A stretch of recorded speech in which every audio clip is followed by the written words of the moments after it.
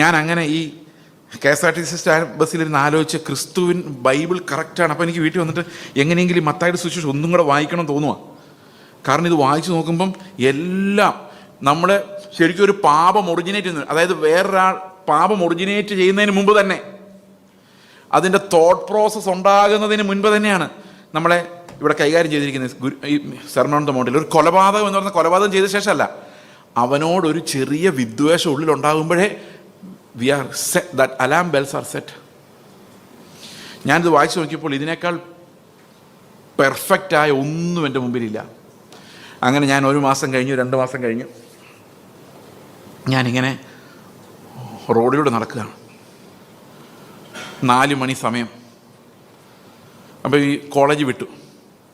അപ്പോൾ എൻ്റെ ഒരു സ്വഭാവം എന്താണെന്ന് വെച്ച് കഴിഞ്ഞാൽ, ആ ഒരു 3-4 ആഴ്ച അല്ല, കുറേ നാളായിട്ട് ഞാൻ രാവിലെയും വൈകിട്ടും, രാവിലെ ഉച്ചയ്ക്കും അത്താഴവും കഴിക്കുന്നില്ല.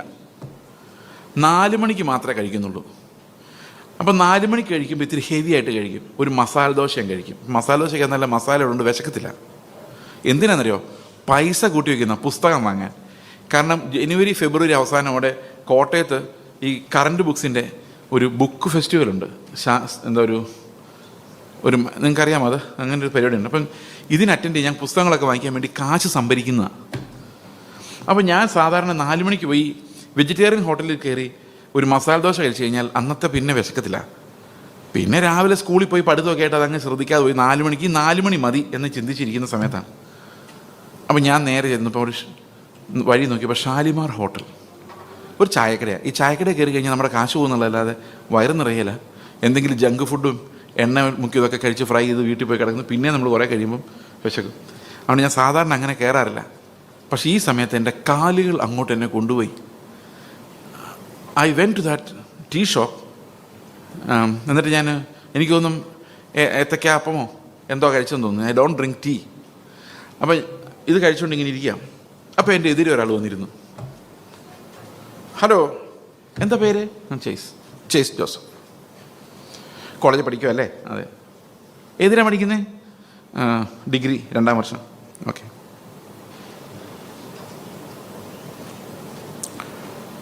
പെട്ടെന്ന് പുള്ളിയൊരു ചോദ്യം ചോദിച്ചു, രക്ഷിക്കപ്പെട്ടതാണോ? അപ്പം ഞാൻ പറഞ്ഞു, എനിക്കറിയത്തില്ല. എന്താ ചോദിച്ചേ? മനസ്സിലായില്ല. അല്ല, കർത്താവ് ഇപ്പോൾ എന്നാൽ സ്വർഗത്തിൽ പോവോ? ഞാൻ പറഞ്ഞു, അതിനൊരു സാധ്യത ഞാൻ കാണുന്നില്ല. അപ്പം നിങ്ങൾ രക്ഷിക്കപ്പെട്ടിട്ടില്ല. കേൾക്കണേ. Did you hear me? What's the conversation? I will repeat that conversation again. He asked me, are you saved? I said, I don't know what you are speaking about. He asked me the next question, will you go to heaven if you die today or Christ comes today? I said, no chance. Then he said, you are not born again. If you are born again, if you are saved, you will know from where you are saved. Are you saved from hell? Don't know. That means you are not saved.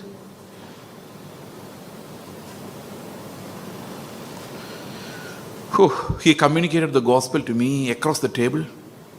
I was listening because I wanted to follow the Lord. I wanted to know how I can get that truth. Then I understood I was the wickedest sinner. I told you that story, I think. I was a pretentious person, full of self-righteousness. But God broke me and made me confess my sins, and I cried bitterly because I understood I can only be thrown into hell. And then I was born again that day. I saw the truth that Christ died for me. And eternity is there with Christ. I understood that.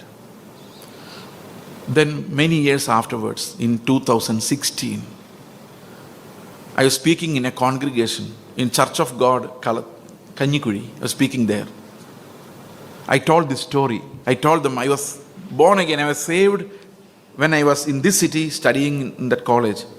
Then a man showed his hand from the back bench, and he told me it was my hotel. ഞാൻ ചോദിച്ചു, നിങ്ങൾക്ക് എങ്ങനെ പറയാൻ പറ്റും? എത്ര വർഷം കഴിഞ്ഞു? 2004, 2011, 2 വർഷങ്ങൾക്ക് ശേഷം how can you say that I was saved in your hotel? പുള്ളി പറഞ്ഞു, ഞങ്ങൾ ഹോട്ടൽ നടത്തിക്കൊണ്ടിരുന്നത് തന്നെ അതിനു വേണ്ടിയാണ്. വൈകിട്ട് പിള്ളേർ വരും, പിള്ളേർ വന്ന് ചായ കുടിക്കാനിരിക്കുമ്പോൾ അപ്പുറത്തെ കസേരയിൽ ക്യാമ്പസ് ക്രൂസൈഡിൻ്റെ ഒരാൾ കാണും, അല്ലെങ്കിൽ ഇവാഞ്ചലിക്കൽ യൂണിയൻ്റെ ഒരാൾ കാണും. ഈവാഞ്ചലിസ്റ്റുകൾ മുഴുവൻ അതിനകത്ത് ചായ കുടിച്ചുകൊണ്ടിരിക്കുകയായിരിക്കും. ഈ 4 മണി മുതൽ 6 മണി വരെ ഒരു ചായ കുടിയാണ് അതിനകത്ത്. അതിനിടയിലേക്കാണ് ഞാൻ പോയിരിക്കുന്നത്. നിങ്ങളൊന്ന് ആലോചിച്ച് നോക്കി അതിൻ്റെ ആ ഒരു ബ്യൂട്ടി, എൻ്റെ പ്ലാനിങ്. ദൈവം എന്തു മനോഹരമായിട്ടാണ് എന്നെ ഇതിനകത്ത് ഇറക്കിയതെന്ന് വളച്ച് കൊണ്ടുവന്ന്. ദൈവം നമ്മളെ വളച്ചെടുക്കുമായിരുന്നു. എങ്ങനെ വളച്ചെടുത്തത്? ഒരു ബോധവുമില്ലാതെ നടന്ന് സയൻസിനെ അന്വേഷിച്ച് നടന്ന് എന്നെ ആദ്യം സയൻസിനെ പൊട്ടിച്ചു അകത്തുനിന്ന്. പിന്നെ കർത്താവിൻ്റെ പെർഫെക്ഷനെ കുറിച്ച് ബോധ്യം തന്നു. ഇതൊന്നും ഇല്ലെങ്കിൽ ഞാൻ ആ ചായക്കടയിൽ അയാൾ ചായ കുടിക്കാൻ വന്നാൽ നിങ്ങൾക്ക് വരെ പണിയൊന്നും ഇല്ലെന്ന് ചോദിച്ചിട്ട് കുടിച്ചിട്ട് പോവുള്ളൂ. But God prepared me, bend my will and made me ready to freely accept the gospel. ഞാൻ ഇതുകൊണ്ട് സന്തോഷമായിട്ട് സുവിശേഷം സ്വീകരിക്കുക. പക്ഷേ കർത്താവ് എൻ്റെ മേൽ പണി തുടങ്ങിയിട്ട് ഞാൻ ആലോചിക്കുമായിരുന്നു, എത്ര വർഷമായിട്ട് പണിയുന്നു അവിടെ എന്നെ എത്തിക്കാൻ വേണ്ടി. ആ പോയിന്റിൽ എന്നോട് സുവിശേഷം പറയേണ്ട രീതിയിൽ പറയാനുള്ള ആളുടെ ബസ് പോലും ലേറ്റ് ആകാതെ കൃത്യമായ പ്ലാനിങ്ങിൽ, എക്സിക്യൂഷനിൽ ദൈവം അത് ഓപ്പറേഷൻ നടത്തിയെടുത്തു. ഞാനിത് ഇന്ന് ആലോചിക്കുമ്പോൾ I am amazed by what God has done. പിള്ളേരെ, ഈ തലമുറയാണ് ഏറ്റവും കൂടുതൽ ബാധിക്കാൻ പോകുന്നത്. They don't know the doctrines. So it's important to understand that God is the one who saves us from sin and death and gives us eternal life. And what's the greatest gift of Jesus Christ? It's the eternal life. അത് ഞാൻ ഈ പറയുമ്പോൾ പ്രസംഗമായിട്ട് കേട്ടാൽ പോരാ. That should become the faith reality in their minds. Bible വായിക്കുമ്പം മത്തായി എന്തുദ്ദേശിച്ചെന്നല്ല എൻ്റെ വിഷയം, പൗലോസ് എന്തുദ്ദേശിച്ചൊന്നും അല്ല എൻ്റെ വിഷയം. എൻ്റെ വിഷയം എനിക്കെന്ത് പ്രയോജനം ഉണ്ടായി. മനസ്സിലാവുന്നുണ്ടോ? എനിക്കെന്ത് മനസ്സിലായി? അത് തെറ്റാ ബ്രദറെ, അത് സാരമില്ല, എനിക്കിത് അനുഗ്രഹമായി. തെറ്റായിരിക്കും, പക്ഷെ എനിക്കിത് മതി. അപ്പോൾ Eclipse of the truth is eclipsed. We no longer value the truth, and truth no longer sets us free. We are not bound by the truth. We are easily deceived by falsehood. നമ്മളൊരു 50 വർഷം കഴിയുമ്പം നമ്മുടെ വിശ്വാസം എങ്ങനെയായിരിക്കും, നമ്മുടെ തലമുറകൾ എങ്ങനെയായിരിക്കും എന്നൊക്കെ നമുക്കിപ്പോഴേ പ്രവചിക്കാൻ സാധിക്കില്ല. നമ്മുടെ എല്ലാം ആഗ്രഹം അതിനു മുമ്പ് കർത്താവ് വരണമെന്നാണ് എന്ന് ഞാൻ ചിന്തിക്കുന്നു. നിങ്ങൾക്ക് അങ്ങനെ തന്നെയാണ് ആഗ്രഹമെന്ന് ഞാൻ ചിന്തിക്കുന്നു. അങ്ങനെ ഒരു ആഗ്രഹമുണ്ടോ, അതോ തലമുറയും കണ്ടിട്ട് പോകണമോ കർത്താവേ എന്നാണോ നിങ്ങൾ പ്രാർത്ഥിക്കുന്നത്? എനിക്കറിയത്തില്ല. ഈ ഓരോ സഭയുടെയും യഥാർത്ഥ ആരോഗ്യം എന്ന് പറയുന്നത് അവിടുത്തെ യൗവനക്കാർ എന്ത് വിശ്വസിക്കുന്നു, അവർ എന്തിനു വേണ്ടി ജീവിക്കുന്നുള്ളതാണ്. നമ്മൾ 4ാം തലമുറ 3ാം തലമുറ വിശ്വാസികൾ എന്നൊക്കെ പറയുമ്പോഴേക്കും പലപ്പോഴും ആൾക്കാർ വിചാരിക്കുന്നത് കുറഞ്ഞു വരികയാണ്, എൻ്റെ പവർ കുറഞ്ഞു വരികയാണ്. പെന്തക്കോസ്തിൻ്റെ 1ാമത്തെ ആ കാലഘട്ടം എന്ന് പറയുന്നത് ഭയങ്കര തീഷ്ണമായ വിശ്വാസത്തിൻ്റെ ഒരു കാലഘട്ടമായിരുന്നു. നമ്മൾ കണ്ടിട്ടില്ല, പക്ഷെ അങ്ങനെയാണ് നമ്മൾ വിശ്വസിക്കുന്നു. എന്നാൽ പിന്നീടുള്ള കാലഘട്ടങ്ങളിലേക്ക് വരും തോറും ഇത് കുറഞ്ഞു വന്ന് നമ്മൾ അവസാനം വിശ്വാസം പോലും കണ്ടെത്താൻ പറ്റാത്ത അവസ്ഥയിലേക്ക് നമ്മുടെ കുട്ടികൾ പോയിക്കൊണ്ടിരിക്കുന്ന ഒരു കാലഘട്ടമാണ്. എന്താണ് നമ്മുടെ കുട്ടികൾ ഇന്ന് നേരിടുന്നത്?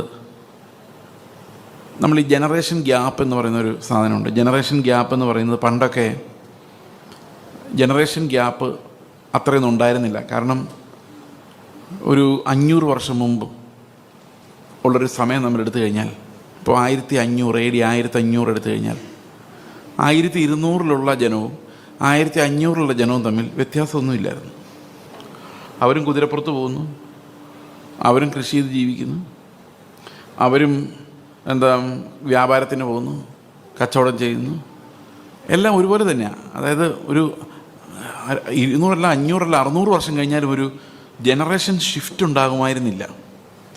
അതിൻ്റെ കാരണം ഈ ജനറേഷൻ, അതായത് നമ്മുടെ യൗവനക്കാർ പെട്ടെന്ന് ഈ ഗ്യാപ്പ് ഉണ്ടാകുന്ന ഒരു സമയം അന്നുണ്ടായിരുന്നില്ല. കാരണം തലമുറകൾ തമ്മിൽ വ്യത്യാസമില്ല. പേരൻസ് ചിന്തിക്കുന്നത് തന്നെ മക്കൾ ചിന്തിച്ചുകൊണ്ടിരുന്നത്. എന്നാൽ ഇപ്പം അങ്ങനെയല്ല. ഇപ്പം സംഭവിക്കുന്നത്, ഞാൻ ഒരു 1995 2000 കേട്ടത് 40 വർഷം കൊണ്ടാണ് ഒരു ജനറേഷൻ ഷിഫ്റ്റ് ആകുന്നതെന്നാണ്. അതായത് തോട്ട് പ്രോസസ്, ചിന്തകൾ, ആഗ്രഹങ്ങൾ കാഴ്ചപ്പാടുകൾ എല്ലാം ഷിഫ്റ്റ് ആവാൻ, ഇപ്പോൾ നമ്മളിപ്പോൾ എന്താണോ നമ്മുടെ കാഴ്ചപ്പാട് അത് വേറൊന്നായി മാറാൻ 40 വർഷമാണ് ഒരു ജനറേഷൻ ഗ്യാപ്പ് എന്നാണ് ഞാൻ കണ്ടിട്ടുള്ളത്. പക്ഷെ ഇന്ന് സംഭവിച്ചിരിക്കുന്നത്, ഇത് 40 വർഷം പോയിട്ട് വളരെ പെട്ടെന്ന് ഒരു ദശാബ്ദത്തിൽ തന്നെ പുറകിലുള്ളവരും ഇന്നുള്ളവരും തമ്മിൽ ഭയങ്കര ഗ്യാപ്പാണ്. കാരണം എന്താണെന്ന് വെച്ച് കഴിഞ്ഞാൽ അത്ര പെട്ടെന്നാണ് നമ്മുടെ സാഹചര്യങ്ങളും നമ്മുടെ ജീവിത രീതികളെല്ലാം മാറുന്നത്. പഴയതുപോലെയല്ല, ഭയങ്കര റാഡിക്കൽ ഷിഫ്റ്റ് ഓരോ സമയത്ത് സംഭവിച്ചുകൊണ്ടിരിക്കും. അതായത് ഒരു 20 വർഷം മുമ്പ് ജീവിച്ചവരും ഇപ്പോൾ ജീവിക്കുന്നവരും തമ്മിൽ ഭയങ്കര ഡിഫറൻസാണ്. നമ്മളെപ്പോഴും ആൾക്കാർ പറയും 90s കിഡ്സ്, 2000 കിഡ്സ്. ഇപ്പോഴത്തെ 2020s എന്ന് വന്നു കഴിയുമ്പോഴേക്കും ടോട്ടലി ഡിഫറെൻറ്റ്. ഏറ്റവും പ്രധാനപ്പെട്ട കാര്യം, നമ്മുടെയൊക്കെ ചെറുപ്പകാലത്ത് ഈ ഷിഫ്റ്റ് എന്താണെന്ന് പറയാൻ വേണ്ടിയാണ് ആൾക്കാർ പിള്ളേരെ സ്കൂളിൽ നിന്ന് വിട്ട് കഴിഞ്ഞാൽ വീട്ടിൽ വരാൻ ഒരു 1.5 മണിക്കൂർ എടുക്കും. ഞങ്ങൾ 2 കിലോമീറ്റർ ദൂരെയാണ് സ്കൂളെങ്കിൽ ആ 2 കിലോമീറ്റർ കൂട്ടുകാരുടെ വർത്തമാനം പറഞ്ഞ് അപ്പുറത്തുള്ള പശുവിനെയും കാളയെയും പോത്തിനെയും എണ്ണി കണക്കെടുത്ത് വീട്ടിൽ വരുമ്പോഴേക്കും ഒരു സമയമാവും. പിന്നെ കളിക്കാൻ പോകും. അങ്ങനെ വീട്ടിൽ കയറി വരുന്ന ഒരു 7 മണിയെങ്കിലും ആവും.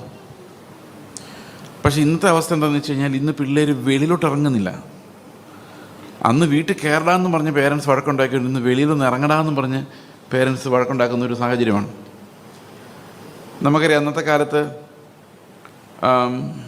കസിൻസ് അവധി വരുമ്പം വീട്ടിൽ പോകുന്നു, അമ്മ വീട്ടിൽ പോകുന്നു, സഹോദരങ്ങളുടെ വീട്ടിൽ പോകുന്നു, അവരുടെ മക്കളുമായിട്ട് കളിക്കുന്നു. അപ്പോൾ ഒരു കസിൻസിൻ്റെ ഒരു എന്താ പറയുന്ന ഒരു കൂട്ട്, അല്ലെങ്കിൽ ബന്ധുക്കളെല്ലാം പരസ്പരം അറിയുന്നു, പരസ്പരം വിസിറ്റ് ചെയ്യുന്നു, അമ്മ വീട്ടിൽ പോയി ഒരാഴ്ച താമസിക്കുന്നു, അപ്പൻ്റെ അനിയൻ്റെ വീട്, ചേട്ടൻ്റെ വീട്, അമ്മയുടെ വീട്, ആങ്ങളുടെ വീട്, ഇങ്ങനെ അനേകം ബന്ധുക്കൾ. അതുകൊണ്ട് പഴയകാലത്തെ ആൾക്കാർ ബന്ധുക്കളെക്കുറിച്ചൊക്കെ പറയുമ്പം പിള്ളേർക്ക് അതിനകത്ത് വലിയ മൈൻഡൊന്നുമില്ല, അവർക്ക് വലിയ ബന്ധുത്വമൊന്നുമില്ല. നമ്മുടെ ഒരു ജനറേഷൻ മുമ്പുള്ളവർ പറഞ്ഞു, അയ്യോ എൻ്റെ അപ്പൻ അവിടെ, എൻ്റെ അപ്പൻ്റെ ചേട്ടൻ ഇവിടെ ഉണ്ട്, അപ്പൻ്റെ ചേട്ടൻ്റെ അമ്മയുടെ അനിയത്തിയുടെ ഭർത്താവ് അപ്പുറത്ത്, എല്ലാം അറിയില്ല. അങ്ങനെയല്ലേ? നമ്മുടെ കാരണന്മാരൊക്കെ പറയുന്നത് കേട്ട് കഴിഞ്ഞാൽ എല്ലാ കണക്കും അവർക്കറിയാം, ദേശത്തുള്ള സകല മനുഷ്യരെ അറിയാം. ഇന്ന് ആ വിൻഡോയുടെ അപ്പുറത്ത് താമസിക്കുന്ന ആളെക്കുറിച്ച് യാതൊരു പിടിയുമില്ല. തന്നെയല്ല, സ്വന്തം മാതാപിതാക്കൾക്ക് പോലും അറിയില്ല ഈ പിള്ളേർ എന്തൊക്കെയാണ് ചിന്തിക്കുന്നത്. അപ്പോൾ ആ പിള്ളേരുടെ പ്രൈവസി എന്ന് പറയുന്ന ഒരു ഭയങ്കര ഫാക്ടറാണ് ഇന്ന്. പ്രൈവസി, എൻ്റെ പ്രൈവസി എന്നാണ് പിള്ളേർ ആദ്യം ചിന്തിക്കുന്നത്. പക്ഷെ നമ്മൾ മനസ്സിലാക്കേണ്ട ഒരു കാര്യം, പ്രൈവസി അല്ല സീക്രസി. നമുക്ക് സീക്രസിയുടെ ആവശ്യമില്ല, പ്രൈവസി മതി. പ്രൈവറ്റായിട്ട് ഒത്തിരി കാര്യങ്ങൾ നമുക്ക് പേഴ്സണലായിട്ട് ചെയ്യേണ്ടി വരും, പക്ഷേ സീക്രട്ടായിട്ട് ഒന്നും ചെയ്യേണ്ടതായിട്ടില്ല. നമ്മൾ എന്തെങ്കിലും സീക്രട്ടായിട്ട് ചെയ്യുന്നു എന്ന് പറഞ്ഞു കഴിഞ്ഞാൽ എൻ്റെ അർത്ഥം നമ്മളതിന് അടിമയെന്നാണ്. So we don't have to do anything in secret. ഇപ്പോൾ നമ്മൾ കുളിക്കുന്നു, അതൊരു പ്രൈവറ്റ് വർക്കാണ്, നാട്ടിൽ നോട്ടീസ് അടിക്കേണ്ട കാര്യമില്ല. പക്ഷേ സീക്രട്ട് വർക്കല്ല, എല്ലാവർക്കും അറിയാം നമ്മൾ കുളിക്കില്ല, അറിയില്ലേ? That's not a secret work. അപ്പോൾ ഇന്ന് കുട്ടികളുടെ സീക്രസി എന്ന് പറഞ്ഞു കഴിഞ്ഞാൽ അവർ വീട്ടിലാരെങ്കിലും വരുന്നവർക്ക് ഡിസ്റ്റർബൻസ് ഇഷ്ടമില്ല. വീട്ടിൽ വരുന്ന ആരെങ്കിലും വന്നു കഴിഞ്ഞാൽ പഴയ സ്വഭാവം വെച്ച് അപ്പനന്മാർ പറയും, ഒന്ന് ഇറങ്ങി സംസാരിക്കരുത്, അങ്കിൾ ഒന്ന് ആൻറ്റി ഒന്ന്, ഏത് അങ്കിൾ ഏത് ആൻറ്റി. ഇവർക്കതൊന്നും, ഇവരുടെ മൊബൈലിലെ ഗെയിം എപ്പോൾ സ്റ്റോപ്പ് ആവുന്നതാണ് ഇവരുടെ ചിന്ത. അപ്പോൾ തലമുറകൾ മുമ്പോട്ട് പോകുന്തോറും മനുഷ്യരോടുള്ള കണക്ഷൻ, ഹ്യൂമൻ റിലേഷൻഷിപ്സ്, അതിൽ വലിയ മാറ്റങ്ങൾ വരുന്നു. അവരവരുടെ കാര്യമല്ലാതെ വേറൊരാൾക്ക് എൻ്റെ റൂമിൽ സ്പേസ് കൊടുക്കാൻ പോലും പറ്റാത്ത ഒരു തലമുറയാണ് നമ്മുടെ മുമ്പിലേക്ക് കാണുന്നത്. അതുകൊണ്ട് എന്താ, കല്യാണം കഴിച്ച് കഴിയുമ്പോഴും ഒരാളെ അകത്തോട്ട് ചെന്ന് ആ റൂം തുറക്കുമ്പോഴാണ്, കല്യാണം കഴിച്ച് ഭാര്യ ആകുമ്പോഴായിരിക്കും റൂം തുറക്കുന്നത്. അന്നേരമാണ് അയാൾ അസ്വസ്ഥനാകുന്നത്. കാരണം അയാൾക്ക് പ്രൈവസിയാണ് കുറച്ചുകൂടെ ഇഷ്ടം. ഇന്നും കല്യാണം കഴിച്ചു പോലും ജീവിക്കാൻ പറ്റാത്ത ഒരവസ്ഥയിലേക്ക് ആളുകൾ പോകുന്നുണ്ട്. പല സഹോദരിമാരും പല മക്കളും പറയുന്നത് വിവാഹമേ വേണ്ടെന്നാണ്. മടുപ്പാണ്, ബന്ധങ്ങളെല്ലാം മടുപ്പാണ്. അപ്പോൾ വലിയ ഭയങ്കരമായ ഷിഫ്റ്റാണ് നാട്ടിലെല്ലാം നടക്കുന്നത്. പിള്ളേരുണ്ടാകുന്ന എണ്ണം വളരെ കുറവാണ്. പല സ്ഥലത്തും കുഞ്ഞുങ്ങളുണ്ടാകുന്നില്ല. എത്രയോ ആൾക്കാർ വിവാഹം കഴിച്ച് വർഷങ്ങളായിട്ടും പണ്ടത്തെ പോലെ അല്ലെങ്കിൽ കുഞ്ഞുങ്ങളുണ്ടാകുന്നത് തന്നെ റേറ്റ് വളരെ കുറവാണ്. അപ്പോൾ അങ്ങനെ വന്നു കഴിയുമ്പോഴേക്കും ഈ ഒരു തലമുറ ഷിഫ്റ്റ് ആവാൻ 40 വർഷമൊന്നും വേണ്ട. ഇനി നിങ്ങൾ കണ്ടോ, ഒരു 5 വർഷം കഴിയുമ്പം നമ്മുടെ പിള്ളേർ ചിന്തിക്കുന്നതും പറയുന്നതും ഒക്കെ ടോട്ടലി ഡിഫറെൻ്റ് ആയിട്ടുള്ള കാര്യങ്ങൾ. കാരണം നമ്മുടെ ലോകം വളരെ വേഗം ഇല്ലാതായിക്കൊണ്ടിരിക്കുന്നു. തലമുറകളുടെ ഈ പുതിയ ലോകം വന്നുകൊണ്ടേയിരിക്കുന്നു. ഇതിനകത്തുള്ളൊരു അപകടം എന്താണെന്ന് ചോദിച്ചു കഴിഞ്ഞാൽ, നമ്മൾ വളരെ വേഗം ഈ മഹദിയാം ബാബിലോൺ എന്ന് പറയുന്ന സംസ്കാരത്തിൻ്റെ അടിമകളായിട്ട് പോവുക എന്നുള്ളതാണ്. അതുകൊണ്ട് യൗവനക്കാർക്ക് ഇന്ന് സംഭവിക്കുന്ന ഒരു പ്രധാനപ്പെട്ട കാര്യം അവരുടെ ബ്രെയിൻ ഡ്രെയിനാണ്. Brain drain. ഈ ബ്രെയിൻ ഡ്രെയിൻ എന്ന് പറഞ്ഞു കഴിഞ്ഞാൽ അതിൻ്റെ അർത്ഥം, നമ്മൾ സാധാരണ ബ്രെയിൻ ഡ്രെയിൻ ഉപയോഗിക്കുന്ന ഈ വിവരമുള്ളവരെല്ലാം ഇന്ത്യയിൽ നിന്ന് വിട്ട് കാനഡയിലോട്ട് UK യിലോട്ടൊക്കെ പോകുന്നതിനെ കുറിച്ചാണ്. കാരണം ബ്രെയിനുള്ള ആൾക്കാരെല്ലാം ജോലി തേടി വിദേശ രാജ്യങ്ങളിലേക്ക് പോകും. അവിടെ IELTS എഴുതി പാസ്സാവാത്തവരും. ഓക്കെ, ഞാൻ ഫസ്റ്റ് ഇയർ ഫിസിക്സിന് അഡ്മിഷൻ നേടിയപ്പം അവിടുത്തെ ആൾക്കാർ സെക്കൻഡ് ഇയറിലെ പിള്ളേർ വന്ന് പരിചയപ്പെടുത്തി. ഞാൻ അക്കേല എന്നൊരു സംഘടനയുടെ ആൾക്കാരാണ്. എന്താണ് അക്കേല? All Kerala entrance losers association. അപ്പോൾ എൻട്രൻസ് അറ്റംപ്റ്റ് ചെയ്തിട്ട് തോക്കുന്നവരാണ് ഡിഗ്രിക്ക് ചേരുന്നത്. അപ്പോൾ ഇന്ന് കേരളത്തിൽ നിൽക്കുന്ന ആരാന്ന് വെച്ച് കഴിഞ്ഞാൽ IELTS എഴുതിയിട്ട് തോക്കുന്നവരും വിദേശത്ത് കടന്നു പോകാൻ പറ്റാത്തവരുമായ പിള്ളേരാണ് കേരളത്തിൽ നിൽക്കുന്നത്. അതിനെ നമ്മൾ ബ്രെയിൻ ഡ്രെയിൻ എന്ന് പറയുന്നത്. ബ്രെയിൻ ഇവിടുന്ന് ഒഴുകി പോവുക. ഞാൻ ഉദ്ദേശിക്കുന്ന ബ്രെയിൻ ഡ്രെയിൻ അതല്ല, ബ്രെയിൻ ഇല്ലാതായി പോവുകയാണ്. അതായത് എങ്ങും പോകുന്നില്ലെന്ന് മാത്രമല്ല, അത് കർത്താവിന് പ്രയോജനമുള്ള രീതിയിലാകാൻ പറ്റുന്നില്ല. അതായത് ഇനി അതെന്തുകൊണ്ടാണെന്ന് ഞാൻ പറയാം. ഞങ്ങളുടെ ചെറുപ്പകാലത്ത് തെരുവുകളെല്ലാം സുവിശേഷം പറയുമായിരുന്നു. അപ്പോൾ ഇത് കേട്ട് കഴിയുമ്പം കേൾക്കുന്നവർക്ക് അയ്യോ ഇത് സത്യമാണല്ലോ ഇവർ പറയുന്നത്, ഞങ്ങൾ ഇത്രയും നാളും വിശ്വസിച്ചുകൊണ്ടിരുന്ന കള്ളമായിരുന്നല്ലോ, ഇത് സത്യം കൂടുതൽ അറിയണം. അപ്പം അതൊക്കെ ഇറങ്ങിപ്പോരുവാ. അങ്ങനെ ഈ പെന്തക്കോസ്ത് സഭയൊക്കെ ഉണ്ടായത്.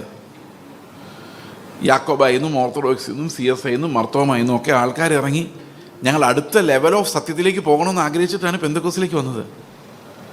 ഇന്ന് അവരോട് നിങ്ങൾ എത്ര സത്യം പറഞ്ഞാലും അവർ വെളിയിൽ വരില്ല.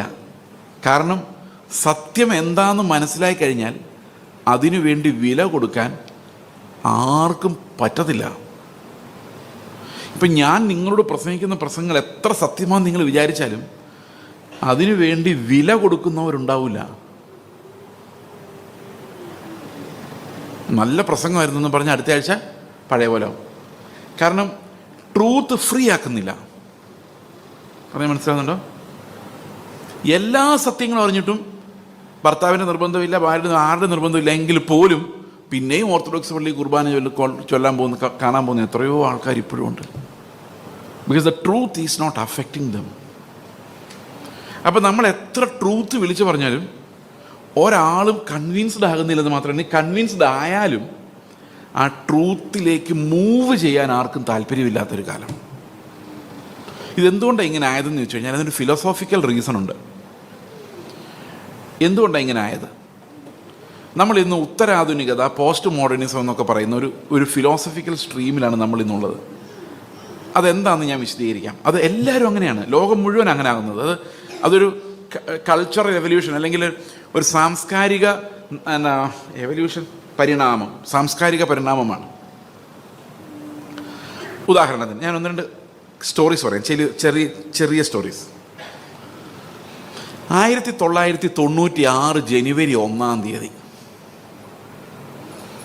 ദ ഹിന്ദു ദിനപത്രത്തിൻ്റെ ഒരു സപ്ലിമെൻ്റായിട്ട് ഫോളിയോ എന്നും പറഞ്ഞൊരു മാസിക വരെ ഇറക്കുമായിരുന്നു.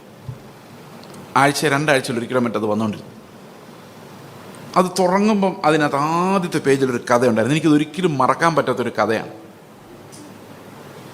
അവർ ഉത്തരാധുനികത എന്താണെന്ന് വിശദീകരിക്കാൻ വേണ്ടി ഒരു കഥ പറഞ്ഞിരിക്കാം. ആ കഥ ഇതാണ്. ഒരു പെൺകുട്ടി, ബ്രാഹ്മിൻ പെൺകുട്ടി. ബ്രാഹ്മണരുടെ പ്രത്യേകത എന്താണ്? അവർ നോൺ വെജിറ്റേറിയൻ കഴിക്കത്തില്ല, പ്യുർ വെജാണ്. അതാണ് സങ്കല്പം. അപ്പോൾ ഈ കുട്ടി വീട്ടിൽ ഭയങ്കര കൺസർവേറ്റീവാണ്, പൂജയും കർമ്മങ്ങളും ഇതെല്ലാം ചെയ്ത് പക്ക വെജിറ്റേറിയൻ. ആരെങ്കിലും ഇറച്ചി തിന്നുന്ന കാര്യം പറഞ്ഞു കഴിഞ്ഞാൽ ഉടനെ ഇവൾ ലിറ്ററലി വൊമിറ്റ് ചെയ്യും. ഇറച്ചി കഴിക്കുന്ന കാര്യം പറഞ്ഞാൽ വൊമിറ്റ് ചെയ്യും. ഓ, അൺസഹിക്കബിൾ. പക്ഷേ ഈ കുട്ടി കൂട്ടുകാരുടെ കൂടെ പോയിരുന്ന് നല്ല ഒന്നാന്തരമായിട്ട് പൊറോട്ട ചിക്കൻ കറി കഴിക്കും. അന്നേരം വൊമിറ്റിംഗ് ഇല്ല. ഇതെന്തുകൊണ്ടാണ്? ലിറ്ററലി വൊമിറ്റ് ചെയ്യുന്നതാണ്. അപ്പോൾ ഇവരെ സൈക്കാട്രിസ്റ്റിൻ്റെ അടുത്ത് കൊണ്ടുപോയി കഴിഞ്ഞപ്പോൾ അവർ പറഞ്ഞ കാര്യം എന്ന് പറഞ്ഞാൽ ഈ ലേണിങ് നമ്മൾ എങ്ങനെ ബിഹേവ് ചെയ്യുന്നുള്ളത് അഡ്ജസ്റ്റ് ചെയ്യുന്ന ഒരു മനസ്സിൻ്റെ ഒരു രീതിയുണ്ട്. ഞാൻ ഒരു എക്സാമ്പിൾ പറയാം. ആ കാലഘട്ടത്തിൽ ഇന്ത്യയുടെ ഒരു പ്രസിഡന്റ് ഉണ്ടായിരുന്നു, ശങ്കർദയാൽ ശർമ്മ. നിങ്ങൾക്കറിയാം ശങ്കർദയാൽ ശർമ്മ?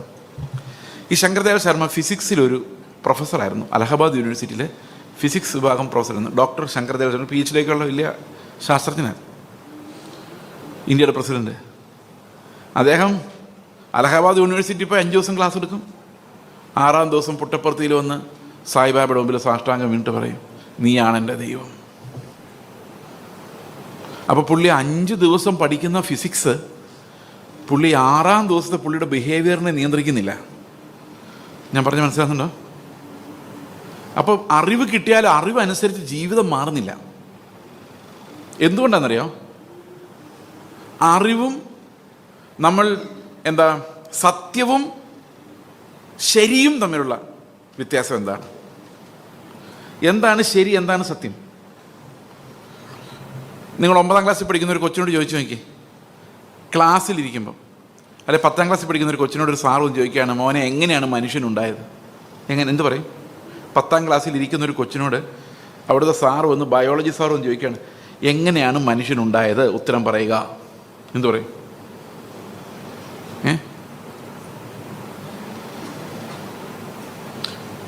പ്രൈമേറ്റുകളിൽ നിന്നും പല നൂറ്റാണ്ടുകളുടെ സഹസ്രാബ്ദങ്ങളുടെ പരിണാമ പ്രക്രിയയിലൂടെയാണ് ഇന്ന് കാണുന്ന ഹോമോ സാപ്പിയൻസ് എന്ന് പറയുന്ന മനുഷ്യവർഗം ഉണ്ടായത്. ഇങ്ങനെയല്ലേ പറയുന്നത്? ആണോ അല്ലയോ? ഇതേ സാറ് പിറ്റേ ദിവസം സൺഡേ സ്കൂളിൽ ഇതേ ചോദ്യം ഈ കുട്ടിയോട് ചോദിക്കുകയാണ്, എങ്ങനെയാണ് മോനെ മനുഷ്യനുണ്ടായത്? അതേ സാറ് സൺഡേ സ്കൂളിലും പഠിപ്പിക്കുന്നുണ്ട്. സൺഡേ സ്കൂളിൽ വരുമ്പോൾ ഈ സാർ എന്താ ചോദിക്കുന്നത്? How was man created? Then our children would say, God made a model of a man out of the soil from the Garden of Eden and breathed into his nostrils and he became a man. The 2 answers, right? Which is the correct one? Both are correct. The first answer is correct in the school. The second answer is correct in the Sunday school. But what is the truth? അപ്പോൾ പിള്ളേർ പറയും, അത് അറിഞ്ഞിട്ട് കാര്യമില്ല, ഇവിടെ അവിടെ mark കിട്ടണം. Truth, what is the truth? I am not concerned about the truth. It should be convenient for everyone. ഇതെല്ലാവർക്കും കൺവീനിയൻ്റ് ആയിരിക്കണം, ആരെയും ബുദ്ധിമുട്ടിക്കാൻ പാടില്ല. അവിടെ ചെല്ലുമ്പം അത് കറക്റ്റ്, ഇവിടെ വരുമ്പം ഇത് കറക്റ്റ്. ഇതിനെയാണ് നമ്മൾ ഉത്തരാധുനിക ചിന്ത. അതായത് ഒരു അബ്സല്യൂട്ട് ട്രൂത്ത് ഇല്ല. ഐൻസ്റ്റീൻ പറഞ്ഞ പോലെ എല്ലാം ആപേക്ഷികമാണ്. നീ ഏത് പാരാമീറ്ററിൽ നിന്ന് നോക്കുന്നു, ഏത് പാരഡൈമിൽ നിന്ന് നോക്കുന്നോ അതുപോലെയാണ്. ഇപ്പോൾ ബൈബിൾ വായിച്ചിട്ട് പറയും, ബ്രദറെ കണ്ടില്ലേ യേശുക്രിസ്തുവിൻ്റെ സത്യം എഴുതി വെച്ചിരിക്കുന്നത്? അന്നേരം പറയും, നിങ്ങൾ നോക്കുമ്പോൾ അത് അങ്ങനെയാണ് കാണുന്നത്, ഞങ്ങളുടെ പാസ്റ്റർ നോക്കുമ്പോൾ അത് ഇങ്ങനെയാണ് കാണുന്നത്. തീർന്നില്ലേ? ഇതിനെ വിവരിക്കാൻ വേറൊരു കഥ സാധാരണ ആൾക്കാർ പറയാറുണ്ട്. ഇത് ഈ പിള്ളേരുടെ പ്രതിഭാസമാണ്. അവർക്ക് ഒരേ സമയത്ത് പ്രാർത്ഥിക്കാനും അന്യഭാഷ പറയാനും ഭയങ്കര ഭക്തരായിട്ട് ജീവിക്കാനും അതേ സമയത്ത് കൂട്ടുകാരുടെ പോയി കള്ളു കുടിക്കാനും ആനന്ദിക്കാനും എല്ലാം പറ്റും. കാരണം എന്താണെന്ന് വെച്ച് കഴിഞ്ഞാൽ ഈ ലൈഫിൻ്റെ ഒരു ഭാഗം മറ്റേ ഭാഗമായിട്ട് കണക്റ്റ് ചെയ്യാതെ ജീവിക്കാൻ പറ്റുന്ന കമ്പാർട്ട്മെൻ്റലൈസ്ഡ് ലൈഫാണ് ഈ ഉത്തരാധുനിക ചിന്താഗതി. ഇവർക്ക് മനസ്സിലായത്? അപ്പം നിങ്ങൾ പറയും, പിള്ളേർക്ക് മാത്രമല്ല ഞങ്ങൾക്ക് ഈസിയായിട്ട് പറ്റുന്നുണ്ട്, ഞങ്ങൾ എന്തെല്ലാം തല്ലിപ്പൊളി സ്വഭാവം കാണിച്ചിട്ട് ഞായറാഴ്ച ഒന്ന് സുന്ദരമായിട്ട് ആരാധിക്കുന്നുണ്ടല്ലോ. ഒരു മനുഷ്യനിങ്ങനെ പടം വരയ്ക്കുന്ന ആർട്ടിസ്റ്റായിരുന്നു. അപ്പോൾ ആർട്ടിസ്റ്റ് എന്ത് ചെയ്യുന്നു വെച്ച് കഴിഞ്ഞാൽ, പുള്ളിയുടെ പെയിൻറ്റ് പാത്രം അതിനകത്ത് കലക്കി വെച്ചിരുന്ന പെയിൻറ്റ് മറിഞ്ഞു പോയി. അപ്പോൾ അതിങ്ങനെ ഒരു പ്രത്യേക ഷേപ്പ് ഉണ്ടാക്കി ആ പാത്രം അതിനകത്ത്, ഈ ക്യാൻവാസിൽ. പുള്ളി അതവിടെ വെച്ചായിരുന്നു. അപ്പോൾ ഒരു മനുഷ്യൻ വന്നു, അവിടുത്തെ സെർവൻറ്റ് വന്നിട്ട് വിചാരിച്ച് ഇയാൾ വരച്ച പടമായിരിക്കും എന്ന് വിചാരിച്ച് അതൊരു ഭിത്തിയെ തൂക്കി. അതിനകത്ത് പല വർണ്ണങ്ങളുണ്ട്, പല കളറുകളുണ്ട്. അപ്പോൾ ഒരുത്തനത് കാണാൻ വരികയാണ്. കാണാൻ വന്നിട്ട് പറയാം, എത്ര മനോഹരമായ ആശയം. ഇപ്പോൾ ഈ വരച്ചവൻ, ഈ പെയിൻറ്റ് കമത്തിയവനോട് ഇരിപ്പുണ്ട്. ഇപ്പം പറയാണ്, കറുപ്പ് മനുഷ്യൻ്റെ നിരാശയെ സൂചിപ്പിക്കുന്നു, മഞ്ഞ മരണത്തെ സൂചിപ്പിക്കുന്നു. അവിടെ കാണുന്ന ചുവപ്പ്, പച്ചയും നോക്കൂ. ചുവപ്പെന്ന് പറയുന്നത് രക്തം ഒഴിക്കാതെ അഭിവൃദ്ധിയിലേക്ക് പോകാൻ പറ്റത്തില്ലെന്ന് കാണിക്കുന്നു. വിപ്ലവം ജയിക്കട്ടെ ഒരുത്തൻ പറഞ്ഞത്. ഈ എഴുതിയവൻ ഒരു പിടിയുമില്ല, ഇതൊന്നും അവൻ ചിന്തിച്ചിട്ട് പോലുമില്ല. അതായത് ബൈബിൾ വായിക്കുമ്പം മത്തായി എന്തുദ്ദേശിച്ചെന്നല്ല എൻ്റെ വിഷയം, പൗലോസ് എന്തുദ്ദേശിച്ചൊന്നും അല്ല എൻ്റെ വിഷയം. എൻ്റെ വിഷയം എനിക്കെന്ത് പ്രയോജനം ഉണ്ടായി. മനസ്സിലാവുന്നുണ്ടോ? എനിക്കെന്ത് മനസ്സിലായി? അത് തെറ്റാ ബ്രദറെ, അത് സാരമില്ല, എനിക്കിത് അനുഗ്രഹമായി. തെറ്റായിരിക്കും, പക്ഷെ എനിക്കിത് മതി. അപ്പോൾ Eclipse of the truth is eclipsed. We no longer value the truth, and truth no longer sets us free. We are not bound by the truth. We are easily deceived by falsehood. Okay, ഇപ്പോൾ പിള്ളേർക്ക് വരുന്ന ഒരു കാര്യം. രണ്ടാമത്തെ കാര്യം ഞാൻ ആദ്യം പറഞ്ഞു തുടങ്ങിയത് അതാണ്. ഈ മനുഷ്യരുടെ ഫാക്കൽറ്റീസിലുണ്ടായ ഭയങ്കരമായ ബ്രെയിൻ ഡ്രെയിൻ ഞാൻ പറഞ്ഞതാണ്. നമ്മുടെ പിള്ളേർക്ക് ഒരു 20-25 വർഷം മുമ്പുള്ള പിള്ളേരുടെ അത്തരം കഴിവുകളില്ല. എക്സാമ്പിൾ, അമ്മയ്ക്ക് ഒരു 5 കിലോമീറ്റർ നടന്നു കഴിഞ്ഞാൽ തിരിച്ചു വരും നമ്മൾ പറയുന്നു 5 കിലോമീറ്റർ ഉള്ളൂ ബ്രദറെ എന്ന് പറയുന്നത്, അല്ലേ? ഇന്നൊരു 200 മീറ്റർ ദൂരെയാണ് കാർ പാർക്ക് ചെയ്തിരിക്കുന്നെങ്കിൽ അടുത്തെങ്ങും പാർക്കിംഗ് കിട്ടില്ല എന്ന് പറയും. കാരണം ആ 200 മീറ്റർ നമ്മൾ നടന്ന് വളരെ കഷ്ടപ്പെട്ടാണ്. പിള്ളേരാണെങ്കിൽ ആ 200 മീറ്റർ നമ്മുടെ നാട്ടിൽ ഓട്ടോ വിളിച്ചു പോകും. Because the capability to walk, ആ ഫിസിക്കൽ ആയിട്ടുള്ള പണി ചെയ്യാനുള്ള ആരോഗ്യം, പറമ്പിലിറങ്ങി അധ്വാനിക്കാനുള്ള ആരോഗ്യം, ആ ശരീരം കൊണ്ട് ചെയ്യാവുന്ന ആ ഫാക്കൽറ്റി നമ്മുടെ പിള്ളേർക്ക് കുറഞ്ഞോ കൂടിയോ? പറ, കുറഞ്ഞു. ഇനി അടുത്ത കേട്ടോ, ഒരു ശുദ്ധമായ ഭാഷ സംസാരിക്കാനുള്ള കഴിവ്. When you speak Malayalam, speak in pure Malayalam. When you speak English, speak in pure English, that literal language. That is no longer possible. കവിത എഴുതുന്നവർ, കഥ എഴുതുന്നവർ, ഭാവനയുള്ളവർ, ഭാഷ ഭംഗിയായി ശുദ്ധിയായി ഉപയോഗിക്കുന്നവർ, ഇവരുടെ എല്ലാ എണ്ണം കുറഞ്ഞു വരുന്നു. ഇന്ന് ഇംഗ്ലീഷ് പറയുമ്പോൾ മുഴുവൻ ഗ്രാമർ മിസ്റ്റേക്കാണ്, they don't mind it. Malayalam പറയുമ്പോഴും മുഴുവൻ ഗ്രാമർ മിസ്റ്റേക്കാണ്, they don't mind. They don't know any language clearly and properly. Okay ആണോ? ഇനിയും പറയാം, വായിക്കാനുള്ള കഴിവ്. പണ്ടൊക്കെ എത്ര വേണേലും വായിക്കാം. ഇപ്പം എനിക്ക് ഈ ബൈബിൾ ഇങ്ങനെ പിടിക്കുമ്പം, ഇത് ഇന്നലെ വായിച്ച ഗിരിപ്രഭാഷണം ഇവിടെ ഇരിക്കുന്നുണ്ടോ, അപ്പോൾ ഇന്ന് ഇങ്ങനെ പിടിക്കുമ്പം എനിക്കിങ്ങനെ നോക്കുമ്പോഴറിയാം, ഓക്കെ ഇത്രയും മനസ്സിലായി. കാരണം നമ്മൾ വായിച്ച് ശീലമുണ്ട്. പക്ഷേ ഇന്ന് പിള്ളേരുടെ അടുത്ത് പുസ്തകം വായിക്കാൻ കൊടുത്താൽ അവരുടെ ടെക്സ്റ്റ് ബുക്ക് പോലും വായിക്കാനുള്ളൊരു ക്ഷമ അവർക്ക് ഇല്ലാത്തതുകൊണ്ട് അത് യൂട്യൂബിൽ ആരെങ്കിലും വായിച്ചിട്ടുണ്ടെങ്കിൽ അത് ചെവിയിൽ വെച്ച് കേൾക്കുന്നതാണ് ഇവർക്ക് കുറച്ചുകൂടെ ഇഷ്ടം. ആണോ അല്ലയോ? ആണോ? ഞാനൊരു ദിവസം എൻ്റെ മകനോട് പറഞ്ഞു, നീ പുസ്തകം ഒന്ന് വായിക്കടാ എന്ന് പറഞ്ഞു കൊടുത്ത് പറയാം, പപ്പ വായിച്ചിട്ട് എൻ്റെ കഥ പറഞ്ഞു തന്നാൽ. They find it very difficult to open the book and read by page. അപ്പം നിങ്ങൾ വിചാരിക്കും, എന്തിനാ വായിക്കുന്ന? കണ്ടാ പോരാ, വായിക്കണം. കാരണം അവൻ പുരുഷാരത്തെ കണ്ടാരെ മലമേൽ കയറി. ഇത് ബൈബിളിൽ വായിക്കും. അവൻ ഇരുന്ന ശേഷം ശിഷ്യന്മാർ അവൻ്റെ അടുക്കൽ വന്നു. അപ്പം നിങ്ങളൊന്ന് സങ്കല്പിച്ച് നോക്കിയേ, കർത്താവ് ഇങ്ങനെ നടന്നൊരു മലയുടെ മുകളിൽ ഇരിക്കുന്നു. പാറയുടെ പുറത്തായിരിക്കുമോ പുല്ലിൻ്റെ പുറത്തായിരിക്കുമോ? പറ, അറിയത്തില്ല. നിങ്ങൾക്ക് ഇഷ്ടമുള്ള സങ്കല്പിക്കുക, അത് പറഞ്ഞിട്ടില്ല അവിടെ. അപ്പോൾ ചിലർ സങ്കല്പിക്കും പുല്ലിൻ്റെ പുറത്തായിരിക്കും ഇരുന്നത്, ചിലർ സങ്കല്പിക്കും പാറയുടെ പുറത്തായിരിക്കും ഇരുന്നത്. നമുക്ക് സങ്കല്പിക്കാം ഏത് വസ്ത്രമായിരിക്കും ധരിച്ചിരുന്നത്. നമുക്ക് സങ്കല്പിക്കാം ഒരു വെള്ള, എൻ്റെ മുകളിൽ റെഡ്, അങ്ങനെയൊക്കെയാണ് നമ്മൾ സങ്കല്പിക്കുന്നത്. എന്തെങ്കിലുമൊക്കെ സങ്കല്പിക്കാം. ഏതായാലും പാൻറ്റും ഷർട്ടും അല്ലായിരുന്നു, അന്നത്തെ കാലത്തെ വേഷമായിരുന്നു.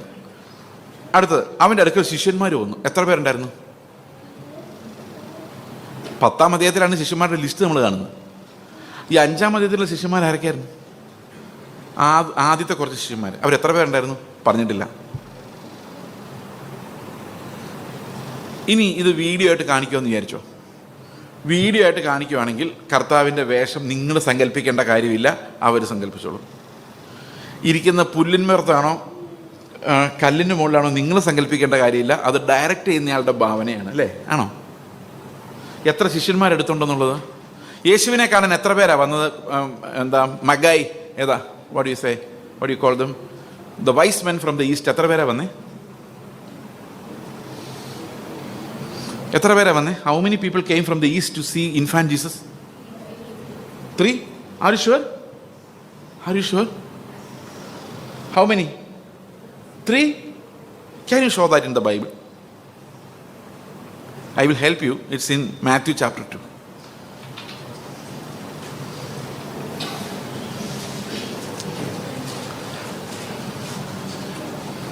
Verse 1.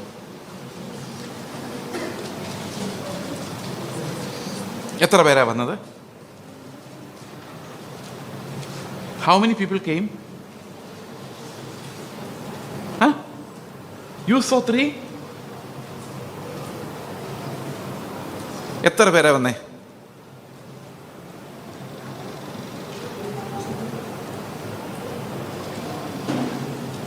കണ്ടുപിടിച്ചില്ല ഇതുവരെ? പറ, എത്ര പേരാന്ന് പറഞ്ഞിട്ടില്ല. കിഴക്കുനിന്ന് വിദ്വാൻമാർ വന്നു. ഇപ്പം 3 പേരായിരിക്കും നമ്മൾ അസ്യൂം ചെയ്യാൻ കാരണം പൊന്നും മീറയും കുന്തിരിക്കും കൊണ്ടുവന്നുകൊണ്ടാണ്. അതെല്ലാ രാജാക്കന്മാർക്കും ഇവർ കൊണ്ടു കൊടുക്കുന്ന സാധനം. അതുകൊണ്ട് 3 പേരൊന്നും അസ്യൂമില്ല. അപ്പോൾ നമ്മൾ എവിടെയോ കണ്ടിട്ടുണ്ട്, അല്ലെങ്കിൽ എവിടെയോ ഈ 3 എന്നുള്ള സംഖ്യ നമ്മുടെ ഉള്ളിൽ വന്നിട്ടുണ്ട്, അല്ലേ? ശരിയല്ലേ? നിങ്ങൾ വിചാരിക്കും, അയ്യോ ഇതുവരെ ഞങ്ങൾ വിചാരിച്ചുകൊണ്ടിരുന്ന 3 പേരാന്നാ. ഓക്കെ, അപ്പോൾ നമ്മുടെ ഭാവനയിൽ പല കാര്യങ്ങളും നമ്മളിങ്ങനെ ഫിക്സ് ചെയ്ത് വെച്ചിട്ടുണ്ട്, റിയൽ അല്ല. അതുകൊണ്ട് പുസ്തകം വായിക്കുമ്പം നമ്മളങ്ങ് സങ്കല്പിക്കും, ശരിയല്ലേ? ആണോ? അതേസമയത്ത് അവർ കാണിച്ചു തരുവാണെങ്കിലോ നമുക്കൊന്നും സങ്കല്പിക്കാനില്ല. അപ്പോൾ ഇന്നത്തെ തലമുറയ്ക്ക് ചിന്തിക്കേണ്ട സമയമേ ഇല്ല. ആര് ചിന്തിച്ചോളും? കാൽക്കുലേറ്റർ ചിന്തിച്ചോളും, അല്ലേ? 78 44 എത്രയാ? 122 അല്ലേ? ആണോ?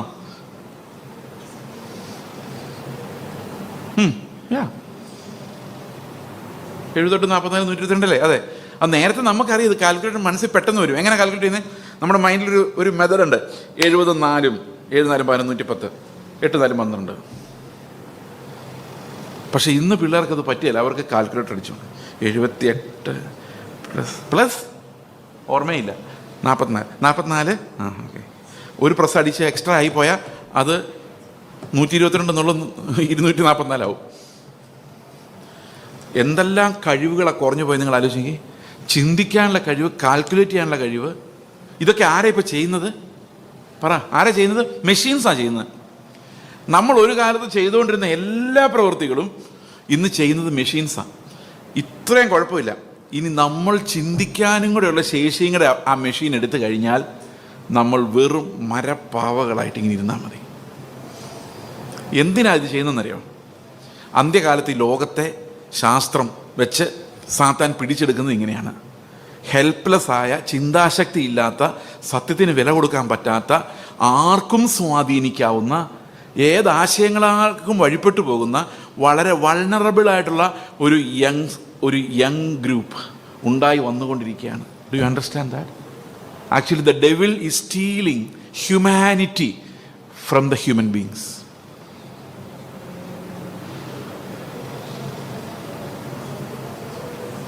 R you getting me?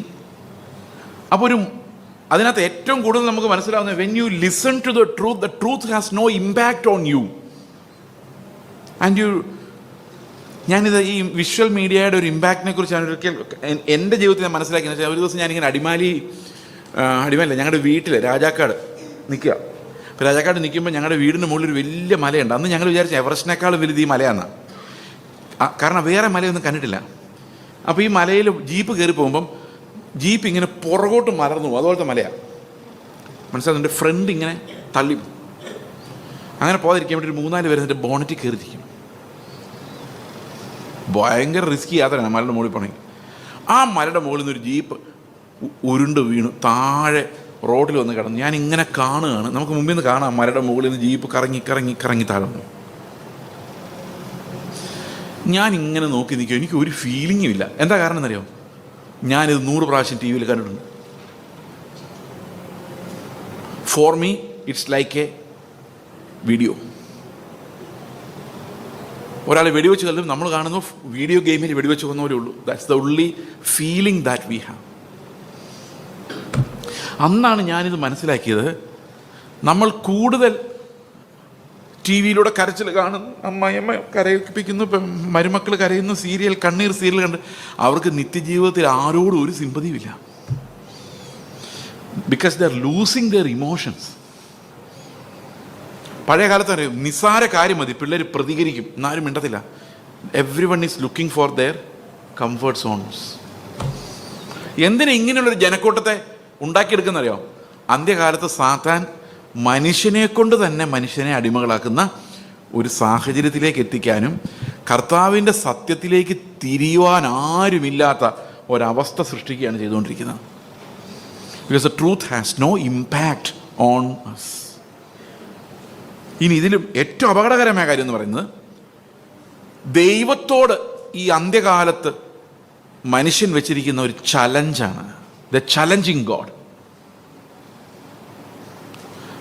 ദൈവത്തോട് മനുഷ്യൻ പറയാണ്, നിന്റെ സൃഷ്ടി എന്തിനു കൊള്ളാം?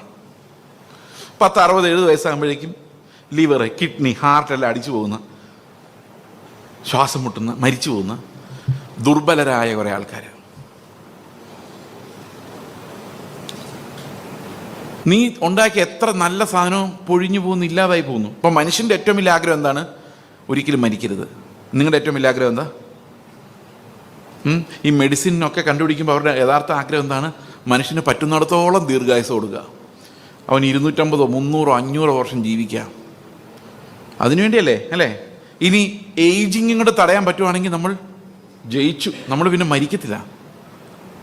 കാലനില്ലാത്ത കാലം എന്ന് പറഞ്ഞുകൊണ്ട് കുഞ്ചൻ നമ്പ്യാർ എന്തോന്നു ഒരു കവിത എഴുതിയായിരുന്നു, ഒരു പാട്ട്. ആരും മരിക്കുന്നില്ല. അതെങ്ങനെ അവർ സാധിക്കുന്നതെന്ന് വെച്ച് കഴിഞ്ഞാൽ, ഈ 2005-2006 ഒരു പയ്യൻ, ഞാൻ നിങ്ങളോട് പറഞ്ഞത് എനിക്ക് ഓർമ്മയില്ല, സെരൂബ് എന്ന് പറഞ്ഞൊരു പയ്യൻ, ഒരു ആന്ധ്രാക്കാരൻ പയ്യനാണ്. അവൻ എന്നോട് പറഞ്ഞു, ശാസ്ത്രത്തിൻ്റെ അടുത്ത ലക്ഷ്യം എന്ന് പറയുന്നത്, അവൻ വെറും 18 വയസ്സുള്ള അന്ന്, മെഷീൻസ് വെച്ച് മനുഷ്യന് നിത്യജീവൻ കൊടുക്കുക എന്നുള്ളതാണ്. എങ്ങനെ മെഷീൻസ് വെച്ച് മനുഷ്യന് നിത്യജീവൻ കൊടുക്കുന്നത്? അത് ഞാൻ കഴിഞ്ഞ ദിവസം നിങ്ങളോട് പറഞ്ഞതാണ് എൻ്റെ ഓർമ്മ. എൻ്റെ അതേ ഷേപ്പിലൊരു ആൻഡ്രോയിഡ് ഹ്യൂമനോയിഡ് റോബോട്ടിനെ ഉണ്ടാക്കുക. And through machine learning instruct the robot to behave just like me and feed all my messages to that robot.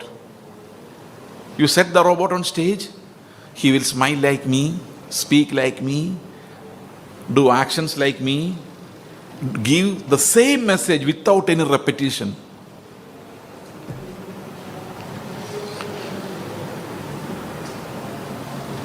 ഇയാൾ മരിക്കത്തില്ല. ആരും മരിക്കത്തില്ല. ഈ മെഷീൻ മരിക്കില്ല.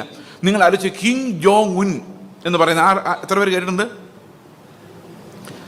ഈ കിം ജോങ് ഉൻ അതുപോലത്തെ ഒരു കമ്പ്യൂട്ടർ ഉണ്ടാക്കിയിട്ട്, ഒരു കിം ജോങ് ഉന്നിനെ സൃഷ്ടിച്ചിട്ട് ഒരിക്കലും മരിക്കാത്ത ഒരു സ്റ്റേജിൽ പ്രിസർവ് ചെയ്യാൻ ശ്രമിച്ചു കഴിഞ്ഞാൽ എന്തായിരിക്കും അവസ്ഥ? രാജ്യത്തിൻ്റെ അവസ്ഥ എന്തായിരിക്കും?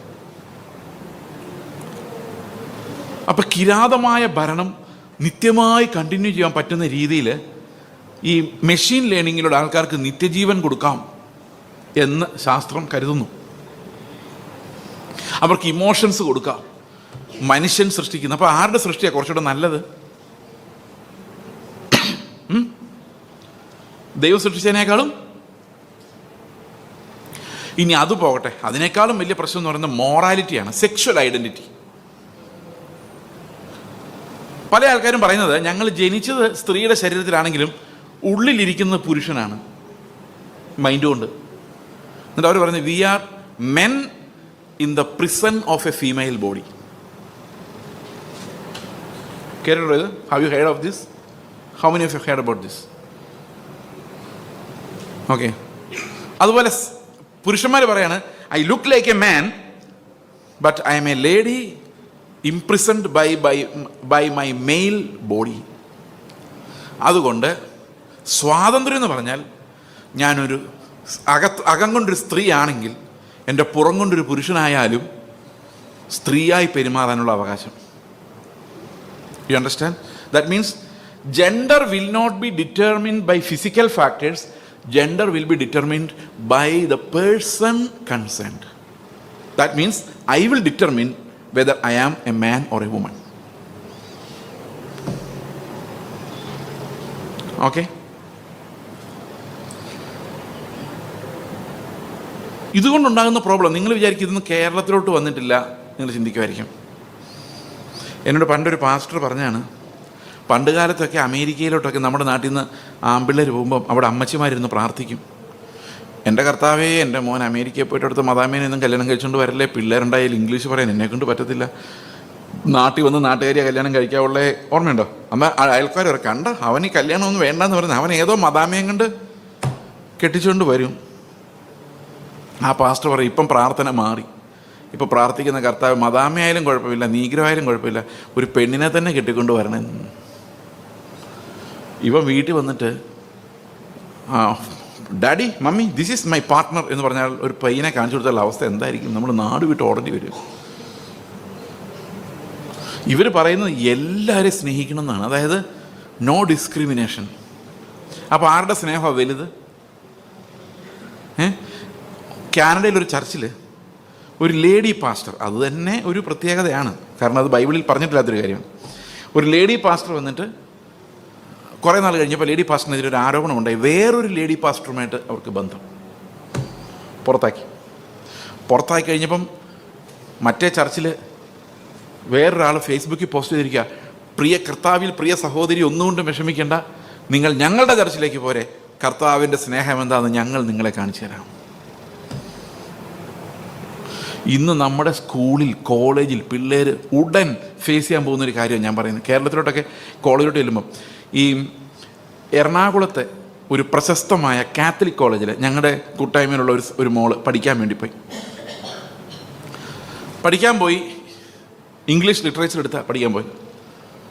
അവിടെ ചെല്ലുമ്പോൾ ഇടയ്ക്കിടയ്ക്ക് സെമിനാർ നടത്തും. ഈ സെമിനാർ നടത്തുന്നത് എന്താണെന്ന് വെച്ച് കഴിഞ്ഞാൽ പിള്ളേരെ പഠിപ്പിക്കാൻ വേണ്ടിയാണ്. നിങ്ങളുടെ സെക്സ് നിങ്ങൾക്ക് തീരുമാനിക്കാം, whether you are A male or A female നിങ്ങൾക്ക്. മുഴുവൻ ഗേൾസ് ഉള്ള കോളേജാണ്, നിങ്ങൾ ചിലപ്പോൾ പേര് കേട്ട് മനസ്സിലാക്കണം. അപ്പോൾ ഈ കുട്ടി ആകെ വിഷമിച്ചു. കാരണം അവർ പറയുന്നത്, നിങ്ങളൊരു പുരുഷനാണെന്ന് നിങ്ങൾക്ക് തോന്നുവാണെങ്കിൽ നിങ്ങളൊരു സ്ത്രീയെ തന്നെ കല്യാണം കഴിച്ച് ഭർത്താവായിട്ട് പുരുഷനായിട്ട് ജീവിച്ചോ എന്ന് പഠിപ്പിക്കുക പിള്ളേരെ. That's A Catholic college. After many seminars this girl asked the teacher one question. She asked, why don't we have a seminar on the other side? That means to explain gender in the natural way. Then the teacher said, you are brainwashed by some religious folks. ഒരു ദിവസം അവൾ പ്രതിഷേധിച്ചിട്ട് പറഞ്ഞു, സ്ത്രീയാണോ പുരുഷനാണോ എന്ന് തീരുമാനിക്കാൻ പ്രകൃതിക്കൊരു design ഉണ്ടല്ലോ. Why don't you accept the nature as a determining factor to distinguish between male and female, to decide the gender? അപ്പോൾ ആ teacher പറയാണ്, നിന്നെ ആരോ മതക്കാർ ബ്രെയിൻ വാഷ് ചെയ്തിട്ട് നിനക്ക് ഇങ്ങനത്തെ ചിന്തകൾ തോന്നി. ഇത് കേട്ടപ്പോഴേക്ക് ആ പിള്ളേർ, അവിടെ ഇരുന്ന പാവപ്പെട്ട ഒരു വിവരമില്ലാത്ത പിള്ളേർ അവിടെ ഇരുന്നുകൊണ്ട് ഉറക്കെ ഇവിടെ കളിയാക്കി ചിരിച്ചു. This is the reality that we are facing in the colleges in Kerala, everywhere. Sexual identity, പിന്നെ ഡ്രഗ് യൂസ്, ഇതിനേക്കാളൊക്കെ ഇതെല്ലാം അവിടെ കിടക്കുമ്പം തന്നെ ഇതിൻ്റെ എല്ലാം റൂട്ടെന്ന് പറയുന്നത് ലോസ് ഓഫ് ഫെയ്ത്ത് ആണ്. There is no faith in the truth.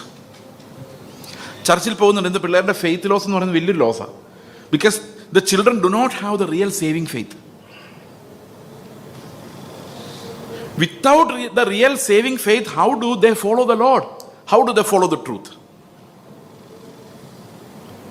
See, when they are children, when they are very young children, the parents would instruct them in faith. Usually they employ all the wrong methods. That tell the child, oh, you want an instrument box? You want a bag? Yes, daddy. Yes, mommy. You pray. Jesus will give you a bag. This child will pray, Jesus, Yeshopacha, give me a bag, and he will sleep or she will sleep. In the morning, the parents would keep a bag by that child's bedside and say, see, Yeshopacha has given you a bag. Have you done that? And the child will say, Yeshopacha, thank you, because he is stupid. If he had any sense of intelligence, he would know it's done by his parents. They are tricking him. What happens after, when they become 15 years of age, 20 years of age, they will know these were tricks by my parents. Actually, God did not do anything. How do they realize it? They pray and write the examinations. They don't get the desired marks. When campus placement interviews come, they don't get the placements. The believers unbelievers, atheists, they pass, they get into good jobs, they control the finances, they control your job, they come as your boss, and you go and ask your parents, Amma, why are you praying? God does not seem to do anything. Before coming to the saving knowledge of the Lord, my son used to ask me, Papa, I have prayed for so many things, but God has not given me anything. It seems that God loves you, but He does not love me. Because He's not giving me anything. He's asking a number of things, but He's not getting anything. So we are teaching them, training them in the false faith, asking them to trust God in things where God had made no promise at all. Did God ever promise that your children will score first rank in the college? Is there a promise like that? If your child scores the first rank, someone who's already scored the first rank should go second, right? എന്നോട് ഒരു എൻ്റെ അപ്പം പറഞ്ഞു, നീ എവിടെ ആയാലും first ആയിരിക്കണം. ഞാൻ പറഞ്ഞു, അങ്ങനെ ഒരു പ്രോബ്ലം ഉണ്ട്. ഈ ഫസ്റ്റ് കിട്ടുന്ന ആളപ്പോൾ എന്ത് ചെയ്യും? അയാൾ എങ്ങനെ സമാധാനമായിട്ട് വീട്ടിൽ ചെല്ലും? അപ്പം ഞാൻ ഫസ്റ്റ് അടിക്കണമെങ്കിൽ ആരാകണം? ഫസ്റ്റ് കിട്ടിക്കൊണ്ടിരുന്ന ആളാരാകണം? അപ്പം എൻ്റെ സഹോദരനെ ഞാൻ എന്നേക്കാൾ കൂടുതൽ സ്നേഹിക്കണ്ടേ?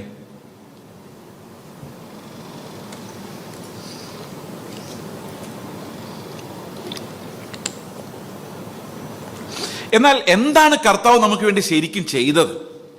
Watts the real blessing of Christ? What did God do? ഇത് ആർക്കും അറിയില്ല. It's not discussed in the church. ഇന്ന് ഒരാൾ എനിക്കൊരു സർവേ ഫലം അയച്ചു തന്നു. ഗുഡ് ന്യൂസിൽ പ്രസിദ്ധീകരിച്ചാൽ, നിങ്ങൾക്ക് വേണമെങ്കിൽ ഞാനത് പാസ്റ്ററുടെ വാട്സാപ്പിലേക്ക് ഇട്ടേക്കാം. അപ്പോൾ പാസ്റ്റർക്ക് നിങ്ങൾക്കൊരു വാട്സാപ്പ് ഗ്രൂപ്പൊക്കെ കാണുമല്ലോ, എന്നത്തിടാമല്ലോ.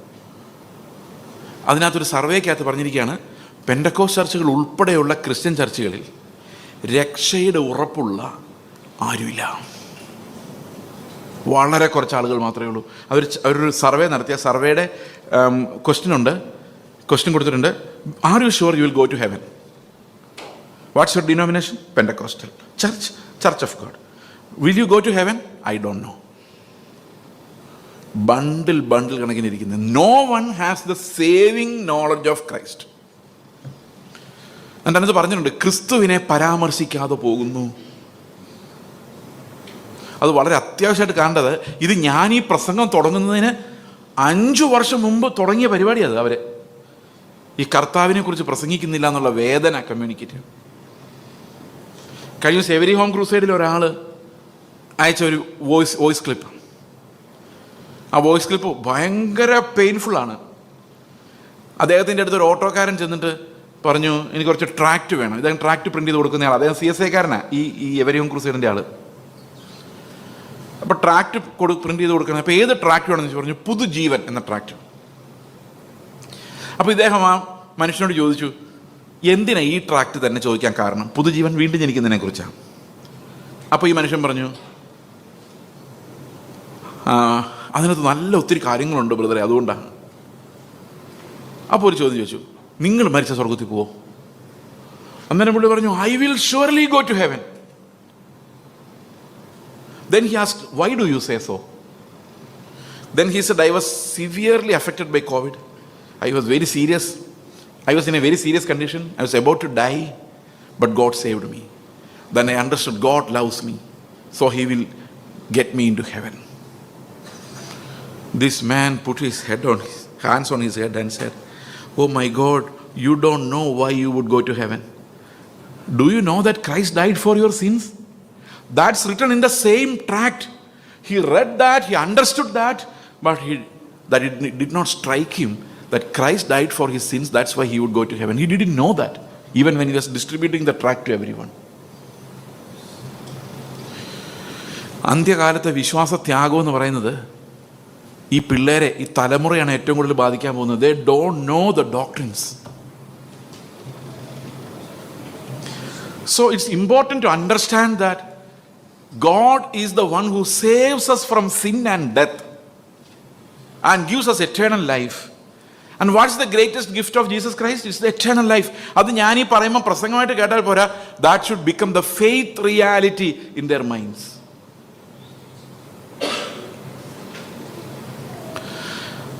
ഞാൻ സയൻസിനെ ഒത്തിരി സ്നേഹിച്ചിരുന്ന ഒരാളായിരുന്നു. ഞാൻ പറഞ്ഞു വരുന്ന വിഷയത്തിലേക്ക് വരുന്നേ ഉള്ളൂ. ഞാൻ ഈ യാക്കോബായ ചർച്ചിൽ നിന്ന് ചാടി CSI പോയപ്പോഴൊന്നും എനിക്ക് ശാസ്ത്രത്തിലുള്ള പിടിവിട്ടില്ല. എനിക്ക് ശാസ്ത്രത്തിൻ്റെ ഫിലോസഫി അല്ലാതെ ഈ ഫിലോസഫി ഭയങ്കര താല്പര്യമായിരുന്നു, സയൻറ്റിഫിക് തോട്ട്. അപ്പോൾ ദൈവം ഉണ്ടോ ഇല്ലയോ, ബൈബിളൊക്കെ എൻ്റെ കയ്യിലുണ്ട്, ചർച്ചിലൊക്കെ പോകുന്നുണ്ട്, CSI പള്ളിയിലൊക്കെ പോകുന്നുണ്ട്.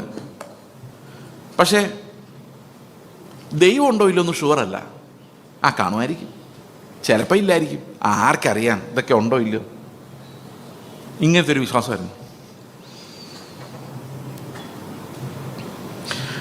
അപ്പോൾ എനിക്കൊരു അഗ്നോസ്റ്റിക് വേൾഡ് വ്യൂ എന്ന് പറയുന്നത്, അതായത് ആർക്കറിയാം, അറിയാൻ പറ്റുമോ, ദൈവം ഉണ്ടെങ്കിൽ എങ്ങനെ നമ്മൾ അറിയാനാ, എനിക്കൊന്നും അറിയത്തില്ല, ചിലപ്പോൾ കാണുമായിരിക്കും കാണുകയില്ലായിരിക്കും, ഇതൊന്നും ഷുവർ ഒന്നുമല്ല എന്ന് പറയുന്നവരാണ് നമ്മൾ അഗ്നോസ്റ്റിക്കുകൾ എന്ന് പറയുന്നത്. They are not sure about anything.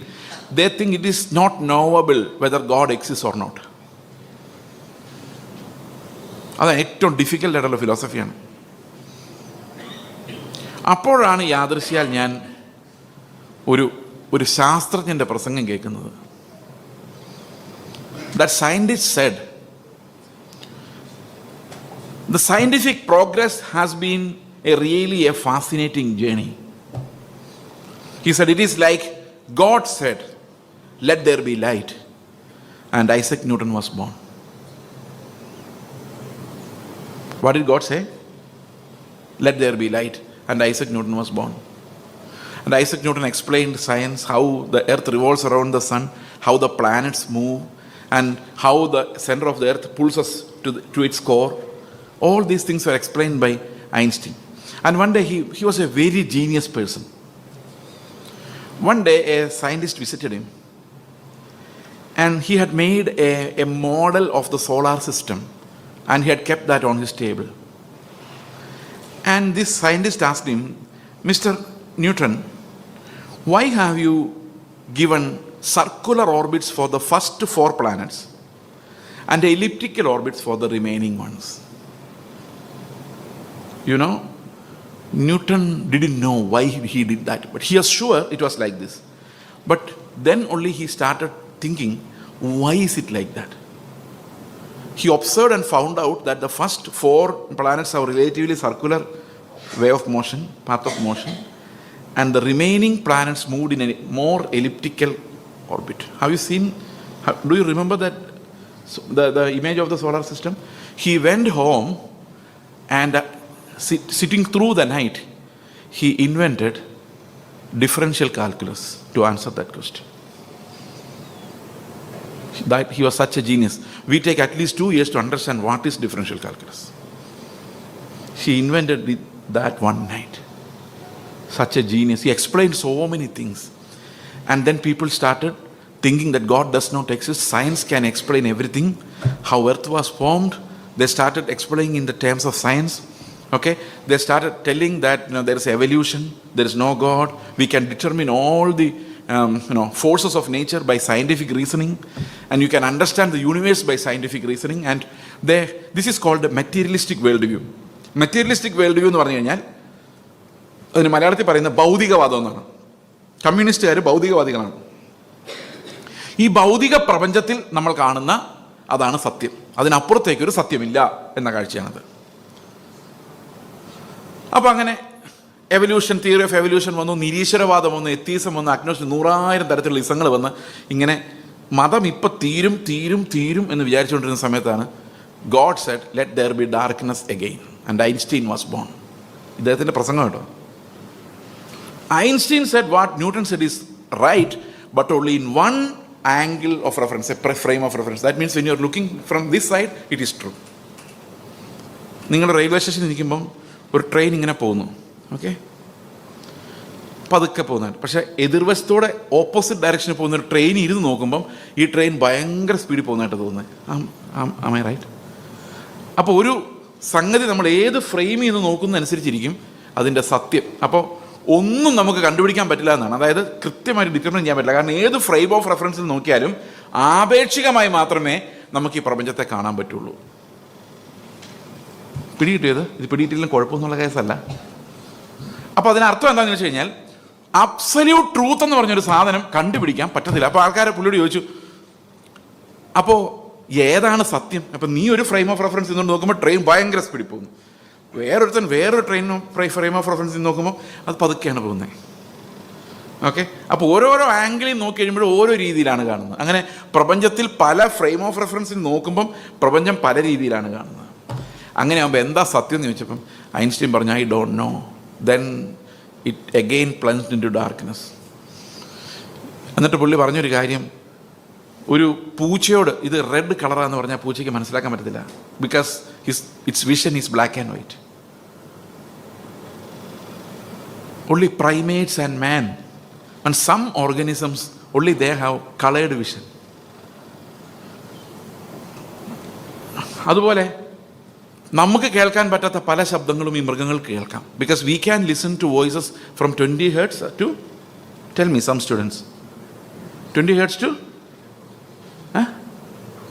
20,000 hertz. Who said that? Very good. അതിൽ കൂടിയ ശബ്ദവും കുറഞ്ഞ ശബ്ദവും നമുക്ക് കേൾക്കാൻ പറ്റില്ല. അതൊക്കെ ഈ പ്രാണികൾക്ക് കേൾക്കാം, പട്ടികൾക്ക് കേൾക്കാം, പൂച്ചകൾക്ക് കേൾക്കാം, മറ്റ് പാറ്റകൾക്ക് വരെ കേൾക്കാം. അപ്പം നമ്മൾ കാണുന്ന ഒന്നുമല്ല പ്രപഞ്ചം. ഈ ബുദ്ധിയില്ലാത്ത മനുഷ്യന് ഈ പ്രപഞ്ചത്തിൻ്റെ, നമ്മൾ മലയാളത്തിലൊരു പാട്ടുണ്ട്, അനന്തമജ്ഞാതം അവർണ്ണനീയം, കേട്ടിട്ടുണ്ടോ? അത് നാരായണപാട്ട് നാരായണൻ എഴുതി, അനന്തമജ്ഞാതം അവർണ്ണനീയം ഈ ലോകഗോളം തിരിയുന്ന മാർഗം, അതിങ്കലെങ്ങാണ്ട് ഒരിടത്തിരുന്ന് നോക്കുന്ന മർത്യൻ കഥ എന്ത് കണ്ടു, ഒന്നും അറിയാൻ മേല. അപ്പോൾ ഞാൻ തിരിച്ച് ഈ പ്രസംഗം കേട്ടിട്ട് ഞാൻ തിരിച്ച് വീട്ടിലോട്ട് പോവാം. അപ്പോൾ എൻ്റെ മനസ്സിലൊരു ചോദ്യം വന്നു, എൻ്റെ കർത്താവേ, ഈ ശാസ്ത്രം അന്ന് ന്യൂട്ടൻ്റെ കാലത്ത് ഇത് വിശ്വസിച്ചിരുന്നവരെല്ലാം ഈ ഐൻസ്റ്റീൻ്റെ കാലമായപ്പോഴേക്കും വേറെ ഒരു രീതിയിൽ ചിന്തിക്കേണ്ടി വരുന്നു. ഇനി ശാസ്ത്രം ഒരിക്കലും കള്ളം പറയാൻ ശ്രമിക്കുന്നില്ല, സത്യം കണ്ടെത്താൻ തന്നെ എപ്പോഴും ശ്രമിക്കുന്നത്.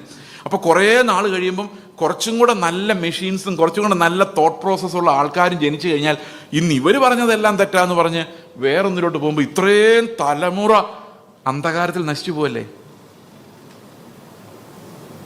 മനസ്സിലായോ? ഞാൻ പറഞ്ഞു മനസ്സിലായോ? ദാറ്റ് മീൻസ് 2000 വർഷം കഴിഞ്ഞ 2000 വർഷം നോക്കിയാൽ ഇത്രയും നേടിയ സയൻറ്റിഫിക് പ്രോഗ്രസ് നമ്മൾ വിശാല പ്രപഞ്ചത്തിൻ്റെ കണ്ണിലൂടെ നോക്കിയാൽ നമ്മൾ ഇന്ന് മനസ്സിലാക്കി വെച്ചിരിക്കുന്നത് ശരിയാവണമെന്നില്ല. കാരണം 1500 വർഷങ്ങൾക്ക് മുമ്പുള്ള ശാസ്ത്രം കേട്ടാൽ നമ്മൾ കരഞ്ഞു പോകും. നമ്മൾ ഈ ഗ്രീക്കുകാരൊക്കെ എഴുതി വെച്ചിരുന്ന ശാസ്ത്രമൊക്കെ വായിച്ചു നോക്കിയാൽ ഒരു ബോധവുമില്ല നമുക്ക് എർത്തിനെ എവിടെ തൂക്കിയിട്ടിരിക്കുന്നതൊക്കെ അവർ പറഞ്ഞുകൊണ്ടിരുന്നത് ആദ്യം. അതൊക്കെ ഭയങ്കര ശാസ്ത്രജ്ഞന്മാരായിരുന്നു അന്നത്തെ. ഞാനിങ്ങനെ ഇത് ആലോചിച്ചുകൊണ്ട് വരുമ്പോൾ എൻ്റെ ഉള്ളിലേക്ക് വരിക, my God, everything is relative. Then where will we hang? What will we hold as truth? ഈ ലോകത്ത് ട്രൂത്ത് ഇല്ലാതെ പോയാൽ നമ്മൾ എന്തിനു ജീവിക്കണം? എന്തെങ്കിലും ഒരു ആധാരമായ anything, is there anything substantial or believable or permanent, eternal? ഞാനിങ്ങനെ KSRTC ബസ് ഇരുന്നുകൊണ്ട് ആലോചിക്കുക.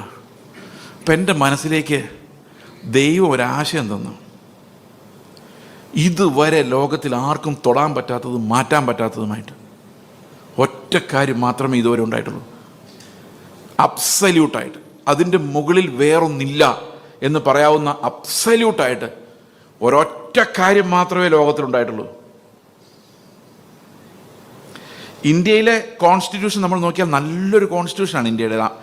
ഞാൻ നോക്കിയിട്ട് അമേരിക്കയുടെ കോൺസ്റ്റിറ്റ്യൂഷനേക്കാളും നല്ലതാണ്.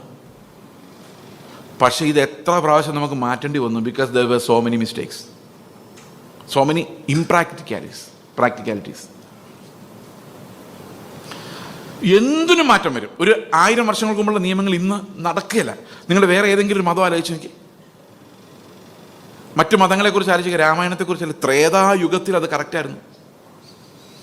അവർ പറയുന്നതനുസരിച്ച് രാമായണം. ദ്വാപര യുഗത്തിലാണ് എന്ത് വന്നത്? മഹാഭാരതം വന്നത്. ആ കാലഘട്ടത്തിലെ കഥകളാണ്. എന്നാൽ യേശുക്രിസ്തുവിൻ്റെ നീതിയുടെ സുവിശേഷം, ഞാൻ ഈ ഗിരിപ്രഭാഷണത്തെക്കുറിച്ചാണ് പറയുന്നത്. I was thinking about the sermon on the mount and the righteousness of Christ. ഞാനിങ്ങനെ ആലോചിക്കുമായിരുന്നു, only thing in the world which is absolute cannot improve on it.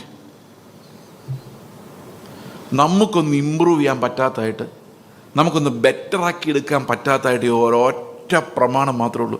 നിങ്ങൾക്ക് ആർക്കെങ്കിലും ഒന്ന് ട്രൈ ചെയ്യാമോ? Can you try to better, make it better? For example, സ്ത്രീയെ നോക്കുന്നവനെല്ലാം വ്യഭിചാരം ചെയ്തു. അതിനേക്കാൾ ബെറ്റർ ആയിട്ടെന്ന് പറഞ്ഞത് നോട്ട് പോസിബിൾ. ഞാൻ നിങ്ങളെ സ്നേഹിച്ചതുപോലെ നിങ്ങളും പരസ്പരം സ്നേഹിക്കണം എന്നതാകുന്നു എൻ്റെ കൽപ്പന. യോഹന്നാൻ 15:12. അടുത്ത വാക്യം, തൻ്റെ സ്നേഹിതന് വേണ്ടി ജീവനെ കൊടുക്കുന്നതിനേക്കാളും അധികം സ്നേഹം ആർക്കുമില്ല. It's not comparable. കാരണം I am dying for my friend. There is no love more than that. It is not relative. It is an absolute morality. Did you get me? വേറെ ലോകത്തിൽ ഏത് ഇസം വെച്ച് നോക്കിയാലും ഏത് റിലീജിയൻ വെച്ച് നോക്കിയാലും they can speak only about a relative morality. വേറെ I love the poor people more than you love. അത്രയേ ഉള്ളൂ. ആരാണ് ബെറ്റർ? ഇയാളെക്കാൾ ബെറ്ററാണ് അയാൾ. പക്ഷെ ക്രിസ്ത്യാനിറ്റിയിൽ വരുമ്പോഴാണ് ഈ ആത്മദാരിദ്ര്യത്തെക്കുറിച്ച് പറയുമ്പം നമ്മൾ പറയുകയാണ് എല്ലാ മനുഷ്യരും പോക്കാണ്. There is a standard, there is a summum bonum, there is a perfection, and that is Christ. Christ alone. ഞാൻ ഇതിനെക്കുറിച്ച് അത്ഭുതപ്പെട്ട് ചിന്തിച്ചുകൊണ്ട് വരികയാണ്. മരിക്കുന്നവരെ സ്നേഹിക്കുക, മരിക്കുന്നവരെ കരുണ കാണിക്കുക, മരിക്കുന്നത് വരെ സന്തോഷിക്കുക, മരിക്കുന്നത് വരെ സൗമ്യനായിരിക്കുക, വേറൊരാൾ തല്ലിക്കൊല്ലുന്നവരെ അയാൾ ക്ഷമിച്ചുകൊണ്ടേയിരിക്കുക. അതിനേക്കാൾ അപ്പുറത്തൊന്നുമില്ല. He defined absolute morality and righteousness. അതിനർത്ഥം എന്താണെന്നറിയാമോ? When Christ is the absolute righteousness, he is also the absolute holiness. എന്ന് പറഞ്ഞു കഴിഞ്ഞാൽ എൻ്റെ അർത്ഥം ക്രിസ്തുവിലാണ് എല്ലാ പെർഫെക്ഷൻസും ഉള്ളത്, അബ്സല്യൂട്ട് കാര്യങ്ങളുള്ളത്. വേറെ ഒരാളിലും ഒന്നുമില്ല. Do you understand? This is called the Christian world view. ഈ ക്രിസ്ത്യൻ വേൾഡ് വ്യൂവിലേക്ക് ഞാൻ കയറുന്നത് അങ്ങനെയാണ്. അന്ന് ഞാൻ രക്ഷിക്കപ്പെട്ടില്ല, അപ്പോഴും ഞാൻ രക്ഷിക്കപ്പെട്ടില്ല. I had a good appreciation of Christ. I understood Christ is everything and he is the only absolute truth. Jesus എന്താ പറഞ്ഞത്? ഞാൻ ശരിയാന്നല്ല പറഞ്ഞത്, ഞാൻ പറയുന്ന കാര്യങ്ങളെ ശരിയാന്നല്ല പറഞ്ഞത്. I am the truth. It's not relative. കാരണം if you are pursuing Christ, you are pursuing something absolute. Do you agree with me? Otherwise, you should tell me how to improve upon this Sermon on the Mount and give a better sermon. Someone? No one. No one can. ഞാനും എൻ്റെ സുഹൃത്തും കൂടെ ഒരു ദിവസം ഭോപ്പാലിൽ നിന്ന് ട്രെയിനിൽ വരുമായിരുന്നു. കഥകൾ ഏത് ഭാഷ പറഞ്ഞാലും പിള്ളേർക്ക് മനസ്സിലാവും. അപ്പോൾ ഇങ്ങനെ വരുമ്പോൾ ഞാൻ എൻ്റെ ഫ്രണ്ട്, കൂട്ടുകാരൻ എന്ന് പറഞ്ഞാൽ എൻ്റെ സഹോദരൻ, എൽഡർ ബ്രദറാണ്. ഞങ്ങൾ എൽഡർ ബ്രദർ ഇൻ ക്രൈസ്റ്റ്. അപ്പോൾ ഞങ്ങളിങ്ങനെ ട്രെയിനിൽ വരുമ്പോൾ ഞങ്ങളുടെ എതിരെ ഒരു മനുഷ്യൻ ഇരുന്നിട്ട് ഈ ഫോണിലൊക്കെ സംസാരിക്കുമ്പോൾ അദ്ദേഹം ഹൈന്ദവ പുസ്തകങ്ങളെക്കുറിച്ച് നല്ല ആധികാരികമായിട്ട് തട്ടിവിടുന്നുണ്ട്. അപ്പോൾ എനിക്ക് തോന്നി ഇദ്ദേഹത്തോടൊന്ന് സംസാരിക്കണം. I need to initiate him into a conversation. ഞാൻ എൻ്റെ അടുത്തിരിക്കുന്ന ആൾ, എൻ്റെ സഹോദരൻ ചോദിച്ചു, അച്ചായ, യേശുക്രിസ്തു മാത്രമേ ഉള്ളൂ നമുക്ക് ട്രൂത്തായിട്ട്, അല്ലെ കർത്താവിൻ്റെ അടുത്തേക്ക് എല്ലാം ഏക വഴി, ദ വേ എന്ന് എങ്ങനെ നമുക്ക് ഉറപ്പിച്ച് പറയാം? കാരണം എന്താണ്? ഞാൻ ആരോടെ സംസാരിക്കാൻ ആഗ്രഹിക്കുന്നത്? മുമ്പിരിക്കുന്ന ആളോട്. അപ്പം ഡിസ്കഷൻ ഞങ്ങൾ തമ്മിലാണ്. കുറച്ച് കഴിയുമ്പോൾ എന്ത് സംഭവിക്കും? ഇയാൾ ഈ ഡിസ്കഷനിൽ ഇൻട്രസ്റ്റ് ഉള്ള ആളാണെങ്കിൽ ഇയാൾ ഇതിനകത്ത് വീഴും. അപ്പം നമുക്ക് സംസാരിക്കാം. അതാണ് എൻ്റെ ഉദ്ദേശം. നമ്മൾ ഡയറക്റ്റ് ആയിട്ട് ചെന്നിട്ട് യേശു ക്രിസ്തുവിനെ കുറിച്ച് കേട്ടിട്ടുണ്ടോ ചോദിക്കുന്നതിനേക്കാളും നല്ലത് ഇനിഷ്യേറ്റ് എ നാച്ചുറൽ കോൺവെർസേഷൻ. ഇപ്പോൾ കുറച്ചു നേരം കഴിഞ്ഞപ്പം പുള്ളി നമ്മൾ ഇട്ട ആ വാക്യത്തിൽ കൊത്തി. പുള്ളി ഞങ്ങളോട് ഇങ്ങോട്ട് സംസാരിക്കുന്നുണ്ട്. അപ്പം ഞാൻ പുള്ളിയോട് ഒരു ചോദ്യം ചോദിച്ചു. പ്രപഞ്ചത്തിൽ എവിടെയെങ്കിലും ഒരു കഥയിലോ സങ്കല്പത്തിലോ ലേഖനത്തിലോ, in theory or in fiction or in a treatise or in a thesis, anywhere in the world, have you ever seen someone as sinless, spotless, blameless, blemishless as Christ? Perfect as Christ. ഞാൻ അദ്ദേഹത്തോട് ചോദിച്ചു. പുള്ളി ഒരു നിമിഷം ഇങ്ങനെ ആലോചിച്ചു. ഒരു നിമിഷം, 2 നിമിഷമായി, 3-4 നിമിഷമായി. പുള്ളി ഇങ്ങനെ ആലോചിച്ച് അവസാനം പറഞ്ഞു, നോ, ഓൺലി ക്രൈസ്റ്റ്. അപ്പോൾ ഞങ്ങളങ്ങനെ സംസാരിച്ച് വരുവാണ്. അപ്പോൾ കുറേ നേരം കഴിഞ്ഞ് പുള്ളിക്ക് മനസ്സിലായി പുള്ളിക്ക് ഉത്തരം കിട്ടാതെ വരുവാണ്. അന്നേരം പുള്ളി പറയാണ്, ഐ ഹാവ് എ കറക്ഷൻ. ഞാൻ എന്താ? C, we don't know every one in the world, so there will be someone somewhere who is perfect as Christ. I said, you don't know anywhere, right? So I don't know. കുറച്ചു നേരം കഴിഞ്ഞപ്പോൾ ഒരു സ്ത്രീ വന്നു. ഇത് ഭയങ്കര അത്ഭുതമായിരുന്നു. ആ സ്ത്രീ വന്ന് ഒരു കൊച്ചുണ്ട്, ആ കൊച്ചിനെ ആ എന്താ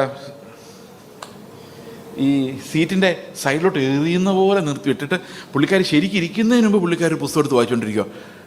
എനിക്ക് തോന്നുന്നു അത് ശ്രീ രവിശങ്കറിൻ്റെ ഏതോ ഒരു ഹിന്ദു പുസ്തകം. ഇത് എന്താ എല്ലാവരും ഒരു കമ്പാർട്ട്മെൻറ്റിൽ ഒന്നും അറിയാമില്ല, ദൈവത്തിൻ്റെ ഒരു പരിപാടികൾ എന്ന് മാത്രമേ പറയാൻ പറ്റൂ.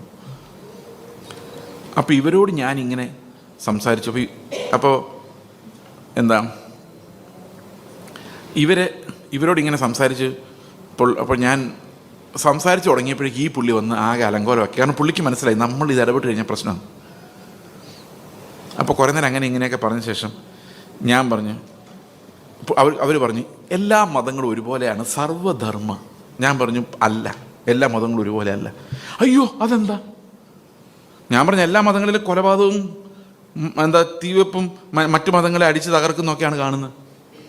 അത് ശരിയാ ബ്രദറെ, എല്ലാത്തിനകത്തും ഞങ്ങൾ പിന്നെ അത് എന്താ കൃഷ്ണൻ കംസനെ കൊല്ലുന്നതൊക്കെ അസൂയയെ കൊന്നതെന്നും അല്ലാതെ എന്താ കയ്പിനെ കൊന്നതെന്നും ദുഷ്ടതയെ കൊന്നതെന്നൊക്കെ പറഞ്ഞ് ഞങ്ങളങ്ങ് വ്യാഖ്യാനിച്ച് രക്ഷപ്പെടുമെന്ന് പറഞ്ഞു. എല്ലാ മതങ്ങളും അങ്ങനെയല്ലേ എന്ന് ചോദിച്ചു എന്നോട്. ഞാൻ പറഞ്ഞു ലോകത്തിലൊരു പുസ്തകം മാത്രം അങ്ങനെ അല്ലാത്തുള്ളൂ, അത് പുതിയ നിയമമാണ്. അവിടെ ഒരു മർഡർ ഇല്ലെന്ന് മാത്രമല്ല, സ്നേഹം മാത്രമേ ഉള്ളൂ. നിങ്ങളൊന്ന് വായിച്ചു നോക്കാൻ പറഞ്ഞു. അന്നേരം സഹോദരി ചോദിക്കുക, അങ്ങനൊരു പുസ്തകം ഉണ്ടോ, അതെവിടെയാണെന്ന് എനിക്ക് തരാമെന്ന് ചോദിച്ചു. ഞാൻ നോക്കിയാൽ എൻ്റെ ഒരു ഒന്നുമില്ല. ഞാൻ മൊബൈൽ ഫോണിൽ ഡൗൺലോഡ് ചെയ്ത് കൊടുത്തു. എന്നിട്ട് പറഞ്ഞു ഇത് വായിക്കാൻ പറഞ്ഞു. ഇതെന്തുകൊണ്ടാണെന്ന് വെച്ച് കഴിഞ്ഞാൽ that's the uniqueness of Christ. ഈ യുണീക്ക്നെസ് ഓഫ് ക്രൈസ്റ്റ് എന്ന് പറയുന്നത് നമ്മുടെ ലൈഫ് മൊത്തം when we develop A world view as A young man, A young boy or a young girl or a young woman, when Christ becomes the center point of every thinking, every imagination, we get into the most perfect absolute world view. World view എന്ന് പറഞ്ഞാൽ എന്താണ്? ആർക്കെങ്കിലും പറയാമോ? What's the meaning of world view? ഈ world view എന്ന് പറഞ്ഞു കഴിഞ്ഞാൽ അത് ശരിക്കും അതിൻ്റെ യഥാർത്ഥ മലയാളത്തിലുള്ള അർത്ഥം ലോകവീക്ഷണം എന്നാണ്. ലോകവീക്ഷണം, how we see the world. How do you see the world? നിങ്ങളുടെ എഡ്യൂക്കേഷൻ എങ്ങനെയാണ് കാണുന്നത്? പണത്തെ എങ്ങനെയാണ് കാണുന്നത്? ജീവിതത്തെ എങ്ങനെയാണ് കാണുന്നത്? മാതാപിതാക്കളെ എങ്ങനെയാണ് കാണുന്നത്? ഭാര്യ എങ്ങനെയാണ് കാണുന്നത്? ഭർത്താവിനെ എങ്ങനെയാണ് കാണുന്നത്? എല്ലാം ക്രിസ്തുവിലൂടെയാണ് കാണുന്നത്. Christ is the centre of our universe. ഇതാണ് ക്രിസ്ത്യൻ വേൾഡ് വ്യൂ എന്ന് പറയുന്നത്. We are in the end times, we are fighting for this world view. ഈ ക്രിസ്തു സെൻറ്ററായിരിക്കുന്ന, നമ്മുടെ ജീവിതത്തിൻ്റെ സെൻറ്ററായിരിക്കുന്ന ഒരു ലോക വ്യൂ, ലോക വീക്ഷണത്തിന് വേണ്ടിയാണ് നമ്മൾ ഫൈറ്റ് ചെയ്യേണ്ടത്. ഇത്രയും വലിയൊരു യുദ്ധത്തിനകത്തോട്ട് ഈ പിള്ളേർ ഇറക്കി വിടുമ്പം ഇവർക്ക് ക്രിസ്തു ആരാന്ന് പോലും അറിയാൻ വയ്യാതെ, ഉപദേശം പോലും അറിയാൻ വയ്യാതെ ഇവരിറങ്ങിപ്പോയി എവിടെ യുദ്ധം ചെയ്ത് ജയിക്കുമെന്ന് നമ്മൾ വിചാരിക്കുന്നത്? Do you see the seriousness of the ബാറ്റിൽ?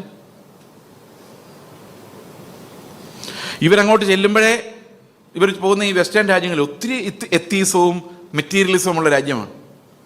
അങ്ങോട്ട് ചെല്ലുമ്പോഴേ നിങ്ങളുടെ പഴയ പുസ്തകം എടുത്ത് ദൂരോട്ട് കളയാൻ പറയുമ്പോൾ ഇവൻ പറയണം അബ്സല്യൂട്ട് ട്രൂത്ത് ഇതിനകത്ത് മാത്രമേ ഉള്ളൂ. You show me something absolute somewhere else. I am believing something very serious. കാരണം എന്താ? ഗിരിപ്രഭാഷണത്തിൻ്റെ അവസാനം എന്താ പറയുന്നത്?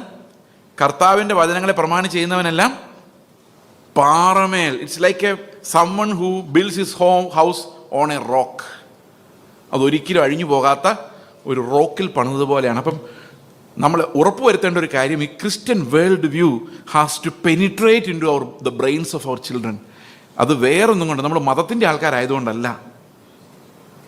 നമ്മൾ ട്രൂത്ത് അന്വേഷിക്കുന്നവരായതുകൊണ്ടാണ്.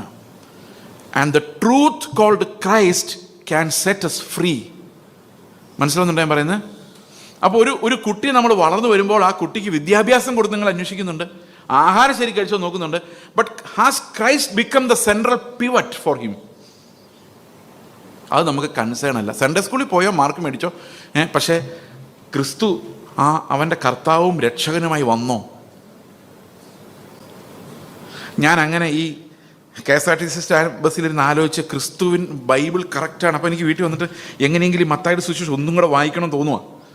കാരണം ഇത് വായിച്ചു നോക്കുമ്പം എല്ലാം നമ്മളെ ശരിക്കും ഒരു പാപം ഒറിജിനേറ്റ് ചെയ്യുന്നത്, അതായത് വേറൊരാൾ പാപം ഒറിജിനേറ്റ് ചെയ്യുന്നതിന് മുമ്പ് തന്നെ അതിൻ്റെ തോട്ട് പ്രോസസ്സ് ഉണ്ടാകുന്നതിന് മുൻപ് തന്നെയാണ് നമ്മളെ ഇവിടെ കൈകാര്യം ചെയ്തിരിക്കുന്നത്. ഈ സെർമൺ ഓൺ ദ മൗണ്ടിൽ ഒരു കൊലപാതകം എന്ന് പറഞ്ഞാൽ കൊലപാതകം ചെയ്ത ശേഷമല്ല, അവനോടൊരു ചെറിയ വിദ്വേഷം ഉള്ളിലുണ്ടാകുമ്പോഴേ we are set, that alarm bells are set. ഞാനിത് വായിച്ചു നോക്കിയപ്പോൾ ഇതിനേക്കാൾ പെർഫെക്റ്റായ ഒന്നും എൻ്റെ മുമ്പിലില്ല.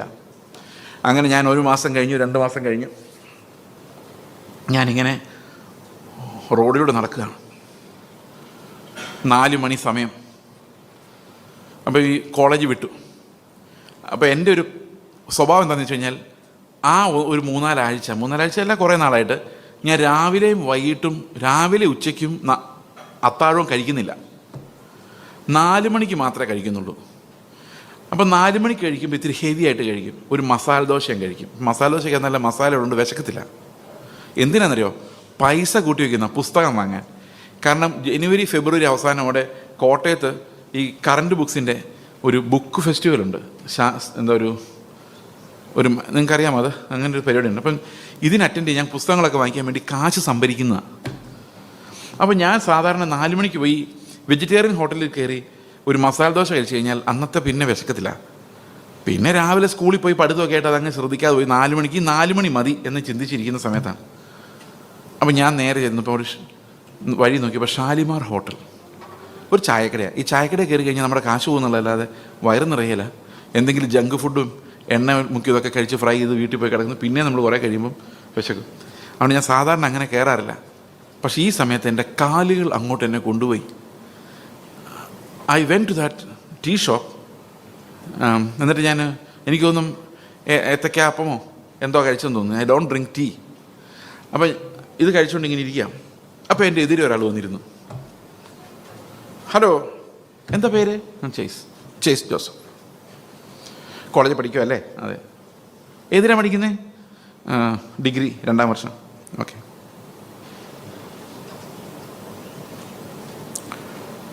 പെട്ടെന്ന് പുള്ളൊരു ചോദ്യം ചോദിച്ചു, രക്ഷിക്കപ്പെട്ടതാണോ? അപ്പം ഞാൻ പറഞ്ഞു എനിക്കറിയത്തില്ല. എന്താ ചോദിച്ചേ? മനസ്സിലായില്ല. അല്ല, കർത്താവ് ഇപ്പോൾ എന്നാൽ സ്വർഗത്തിൽ പോവോ?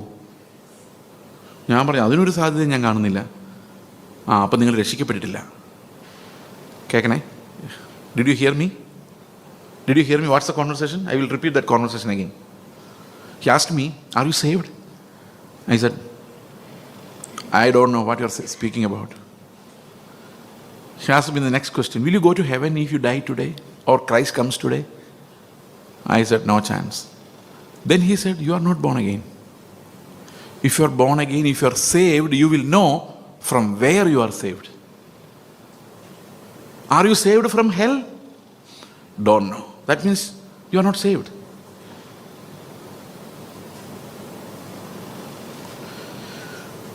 He communicated the gospel to me across the table. I was listening because I wanted to follow the Lord. I wanted to know how I can get that truth. Then I understood I was the wickedest sinner. I told you that story, I think.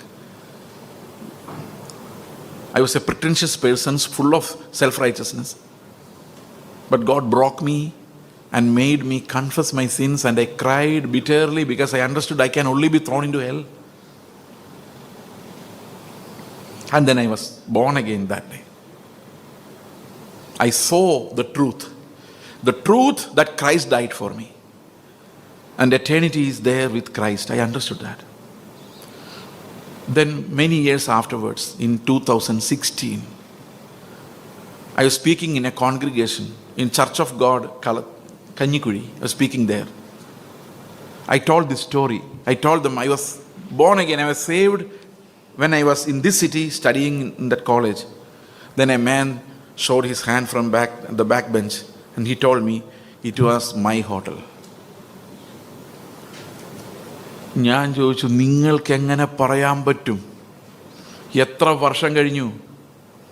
2004, 2011, 22 വർഷങ്ങൾക്ക് ശേഷം how can you say that I was saved in your hotel? പുള്ളി പറഞ്ഞു, ഞങ്ങൾ hotel നടത്തിക്കൊണ്ടിരുന്നതിന് അതിനു വേണ്ടിയാണ്. വൈകിട്ട് പിള്ളേർ വന്ന് ചായ കുടിക്കാനിരിക്കുമ്പോൾ അപ്പുറത്തെ കസേരയിൽ ക്യാമ്പസ് ക്രൂസൈഡിൻ്റെ ഒരാൾ കാണും, അല്ലെങ്കിൽ ഇവാഞ്ചലിക്കൽ യൂണിയൻ്റെ ഒരാൾ കാണും, ഈവാഞ്ചലിസ്റ്റുകൾ മുഴുവൻ അതിനകത്ത് ചായ കുടിച്ചുകൊണ്ടിരിക്കുമായിരിക്കും. ഈ 4 മണി മുതൽ 6 മണി വരെ ഒരു ചായ കുടിയാണ് അതിനകത്ത്. അതിനിടയിലേക്കാണ് ഞാൻ പോയിരിക്കുന്നത്. നിങ്ങളൊന്ന് ആലോചിച്ച് നോക്കി അതിൻ്റെ ആ ഒരു ബ്യൂട്ടി, എൻ്റെ പ്ലാനിങ്.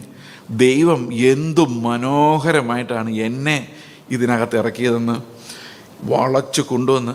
ദൈവം നമ്മളെ വളച്ചെടുക്കുമായിരുന്നു. എങ്ങനെ വളച്ചെടുത്തത്? ഒരു ബോധവുമില്ലാതെ നടന്ന് സയൻസിനെ അന്വേഷിച്ച് നടന്ന് എന്നെ ആദ്യം സയൻസിനെ പൊട്ടിച്ചു അകത്തുനിന്ന്. പിന്നെ കർത്താവിൻ്റെ പെർഫെക്ഷനെ കുറിച്ച് ബോധ്യം തന്നു. ഇതൊന്നും ഇല്ലെങ്കിൽ ഞാൻ ആ ചായക്കടയിലായാലും ചായ കുടിക്കാൻ വന്നാൽ നിങ്ങൾക്ക് വരെ പണിയൊന്നും ഇല്ലെന്ന് ചോദിച്ചിട്ട് കുടിച്ചിട്ട് പോവുള്ളൂ.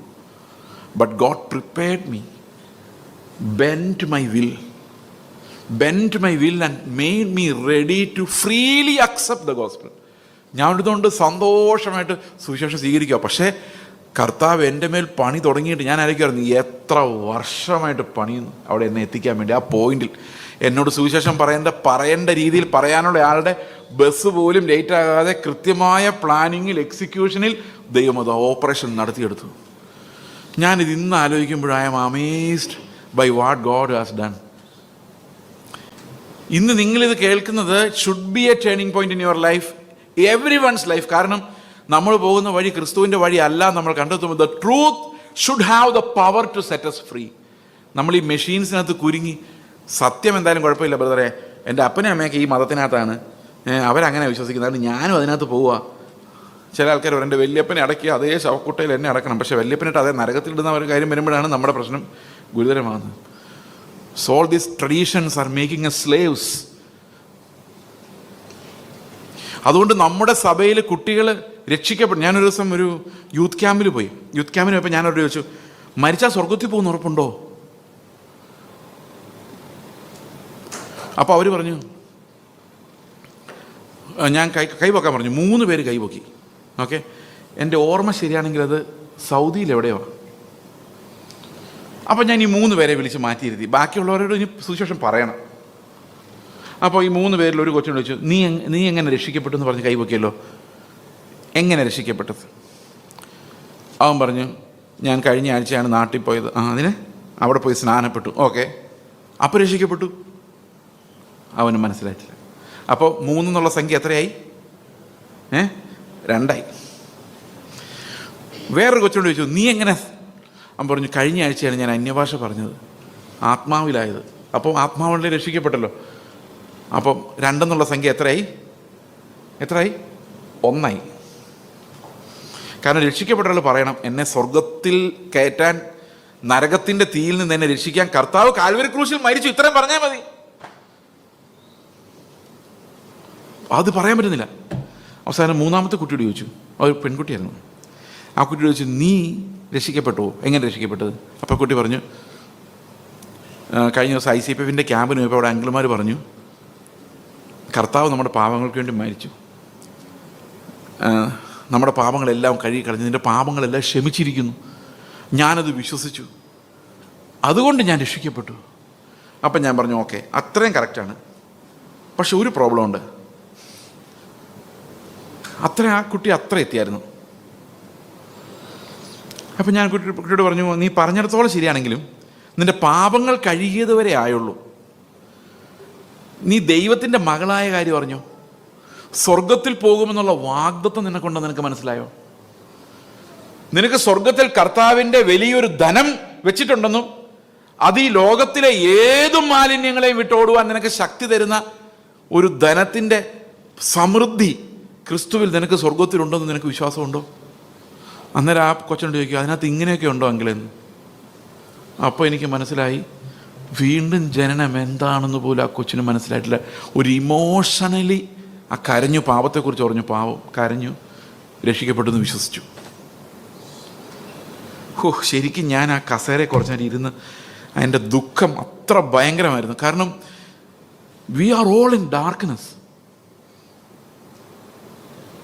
ഞാനെന്നിട്ട് രക്ഷയെക്കുറിച്ച് പറഞ്ഞു കൊടുത്തു. മക്കളെ, ഒരിക്കലായി യേശു ക്രിസ്തു നമുക്ക് വേണ്ടി കാൽവരി ക്രൂശിൽ മരിച്ചപ്പോൾ നമ്മളും അവൻ്റെ കൂടെ മരിച്ചു. ഇതെങ്ങനെയാണെന്ന് വളരെ സിമ്പിളായിട്ട് ഞാൻ എക്സ്പ്ലെയിൻ ചെയ്യാൻ ശ്രമിക്കാം. ഓക്കെ, ഇത് പിള്ളേർക്ക് വേണ്ടിയാണ്, പിന്നെ എല്ലാവർക്കും വേണ്ടിയാണ്. ഓക്കെ, അപ്പം ഞാൻ ഈ പിള്ളേരെല്ലാം ഇങ്ങനെ സംസാരിച്ച് കഴിഞ്ഞപ്പോൾ പാസ്റ്റർ ഉണ്ടെന്ന് പറയാം, എൻ്റെ പാസ്റ്ററെ ഇവരാരും വീണ്ടും ജനിച്ചവരല്ലേ? ഞാൻ ചോദിച്ചു, നോക്ക്, നിങ്ങൾ ചോദിച്ചു നോക്ക്. അപ്പോൾ ഈ മരിച്ചു കിടക്കുന്ന ജനിക്കാത്ത പിള്ളേരോടാണോ ഞാൻ ഈ ലൈറ്റ് ഓൺ ചെയ്യ്, കസേര നേരിടുന്നൊക്കെ പറഞ്ഞുകൊണ്ടിരുന്നത്? ഞാൻ പറഞ്ഞു അതെ. ഇവരെല്ലാ പണിയും ചെയ്യും, പാട്ടും പാടും, നല്ല ട്യൂണിൽ ആരാധിപ്പിക്കും, എല്ലാവരെ കൊണ്ടും ആരാധിപ്പിക്കും. ഇവരുടെ ട്യൂണിനകത്താണ് നമ്മുടെ ആരാധന മൊത്തം ഇരിക്കുന്നത്. അവർ നിർത്തിയാൽ നമ്മൾ നിർത്തും. ട്രെയിൻഡാ. ഈ നിങ്ങൾ നോക്കിയാൽ ഈ പിള്ളേരെ വഴിതെറ്റിക്കുന്ന ഒരു പ്രധാന പരിപാടിയാണ് വർഷിപ്പ് ലീഡിംഗ് എന്ന് പറഞ്ഞൊരു പരിപാടി. അത് ഈ ഇങ്ങനെ ഇവിടെ ഇല്ലെന്ന് ഞാൻ വിചാരിക്കുന്നു. ഇയാളങ്ങോട്ട് സ്റ്റേജിലോട്ട് കയറി നമ്മളെ കരയിപ്പിക്കാനല്ലാതെ അവർ ദൈവത്തെ തിരിഞ്ഞു നോക്കുന്നില്ല. ആ ട്യൂണിനകത്ത്, കീബോർഡിനകത്ത്, റിതം ബോർഡിനകത്തുമാണ് ഈ ആത്മാവ്. അത് നിർത്തിയാൽ നമ്മൾ നിർത്തും. ഇതാണ് പിള്ളേർ വിചാരിക്കുക ഞങ്ങൾ സേവ്ഡായി, ഞങ്ങൾ പള്ളിയിലകത്ത പിള്ളേരാണ്, ഞങ്ങൾ ഡ്രം അടിക്കുമ്പോഴാണല്ലോ ആത്മാവ് വരുന്നത്, അപ്പം അത്രയും പവർഫുള്ളായി ഞങ്ങൾ രക്ഷിക്കപ്പെട്ടില്ലെന്ന് പറഞ്ഞ്.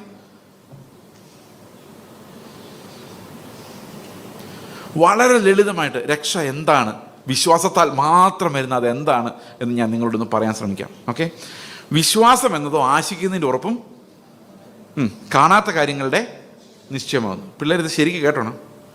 Faith is the assurance of things hoped for and evidences of things not seen. നമ്മൾ നിത്യമായ രക്ഷ എന്ന് പറയുമ്പോൾ നമ്മൾ കാണേണ്ട ഒരു കാര്യം, കാണാത്ത കാര്യങ്ങളുടെ നിശ്ചയം. അതെന്താണ്? എന്താണ് ആ സാധനം? നമ്മൾ പലപ്പോഴും ഇല്ലാത്ത കാര്യങ്ങളെക്കുറിച്ചാണ് പ്രാർത്ഥിക്കുന്നത്. ഒരു ജോലിയില്ല, കർത്താവേ ജോലി തരണേ. അപ്പോൾ ഇല്ലാത്തതാണോ കാണാത്തതാണോ? ഇല്ലാത്തതാ. ഇല്ലാത്ത ചോദിക്കുക. നാട്ടിലൊരു വീട് വെക്കണം എന്ന് ആഗ്രഹമുണ്ട്, വീട് തരണേ. അത് ഇല്ലാത്തതാണോ കാണാത്തതാണോ? വീടുണ്ട് പക്ഷെ കാണാത്തതാണോ? ഇല്ലാത്തതാ. കാണാത്ത കാര്യം എന്താ? നമ്മുടെ നടുവിൽ കർത്താവുണ്ട്, കാണുന്നില്ല. കാണാത്ത കാര്യം അല്ലേ? ആണോ? അതില്ലാത്ത കാര്യമാണോ? അല്ല. അപ്പോൾ ഇല്ലാത്ത കാര്യം കാണാത്ത കാര്യം തമ്മിൽ വ്യത്യാസം മനസ്സിലായോ? ഇന്ന് നമ്മൾ പഠിപ്പിക്കുന്ന എങ്ങനെ, വിശ്വാസം എന്നതോ മോഹിക്കുന്നതിൻ്റെ ഉറപ്പും ഇല്ലാത്ത കാര്യങ്ങളുടെ നിശ്ചയമെന്നായി. പക്ഷെ ശരിക്കും എന്താണ് വിശ്വാസം? ആശിക്കുന്നതിൻ്റെ ഉറപ്പും. ഈ കാണാത്ത കാര്യങ്ങളെക്കുറിച്ച് നമ്മൾ ചിന്തിച്ചു കഴിഞ്ഞാൽ നമ്മൾ എങ്ങനെയാണ് കർത്താവ് രക്ഷിച്ചതെന്ന് മനസ്സിലാവും. Okay, what did God create first?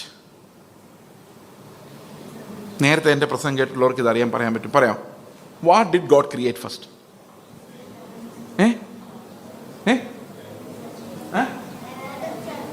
Heavens and the earth? No. Genesis chapter 1 verse 1. അതിനകത്ത് തന്നെ ഉത്തരവുണ്ട്. പറയാം.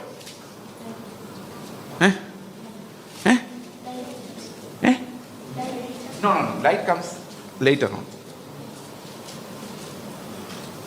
Think. Adam is on the 6th day. What? Time. In the beginning means what? Time started ticking. Right? അപ്പോൾ ശാസ്ത്രീയമായിട്ട് ചിന്തിച്ചു കഴിഞ്ഞാൽ there are three things which came into existence together: time, space and matter. When you say heavens, it's the space. When you say earth, it's the matter. And when you say time, it is time. Space, time and matter. Science says these three things always come together, exist together. Okay? Time. നമുക്ക് ഈ time എന്ന് പറഞ്ഞ സാധനം എന്താണ്? Time എന്ന് പറഞ്ഞ സാധനം എന്താണെന്ന് ശാസ്ത്രജ്ഞന്മാരുടെ തലയിൽ അത് ശരിക്കും കയറാത്തൊരു സാധനമാണ് ടൈം. മിക്കവാറും എല്ലാ ഇക്വേഷനകത്തും ടൈം ഉണ്ടെങ്കിലും ഇതെന്താ സാധനം എന്ന് അത് മനസ്സുകൊണ്ട് ഗ്രഹിക്കാൻ എളുപ്പമല്ല. അതുകൊണ്ട് വീൽ ചെയറിൽ ഇരുന്നൊരു ശാസ്ത്രജ്ഞൻ ഉണ്ടായിരുന്നു. അതിൻ്റെ പേരറിയാം? എന്താ? Stephen Hawkins. അദ്ദേഹം എഴുതിയൊരു പുസ്തകമുണ്ട്, A brief history of time. ഞാൻ ഈ ബൈബിളിൽ പറഞ്ഞിരിക്കുന്ന ടൈം ലൈൻ എന്താണെന്ന് ഞാനിവിടെ വരയ്ക്കാൻ പോകണം. ഓക്കെ, ദൈവം time in the beginning, that means clock started ticking, then heavens and the earth, then on the third day, fourth day, slowly what happened? This earth which we are living was formed, and sun was there and the moon was there, and slowly all the living organisms were created, and the sixth day man was created. Okay, and then Adam, Eve, Seth, Habel, Noah, Abraham, then Moses, important people, Moses, Then David, then prophets, Isaiah, Jeremiah, Ezekiel, Daniel, and like this, the Old Testament saints, all the Old Testament saints, and Jesus Christ coming into the world, and then apostles. I am speaking to you now. The time is going to end. This is the timeline. ഇതാണ് കാണുന്ന ലോകം. This is the world which we can see, created in time. That's why in 2 Corinthians chapter 4 verse 18 says, what we see are transient. It's only for a temporal time, only for some time. It's transient. നമ്മൾ കാണുന്നതെല്ലാം, ഈ ദൃശ്യപ്രപഞ്ചമെല്ലാം താൽക്കാലികമാണ്. കാണാത്തതാണ് നിത്യം. That means what was there before time began is eternal. Do you understand? ഈ സമയം ഉണ്ടാകുന്നതിന് മുമ്പുണ്ടായിരുന്ന eternal things ആണ്. അപ്പോൾ ആരൊക്കെ ഉണ്ടായിരുന്നു സമയത്തിന് മുമ്പ്? നിത്യതയിൽ God the Father, God the Son, God the Holy Spirit. Okay? And in eternity before time began, God did a very wonderful thing. What did he do before time began? 2 Timothy chapter 1 verse 9. Read very fast. We have 5 minutes more.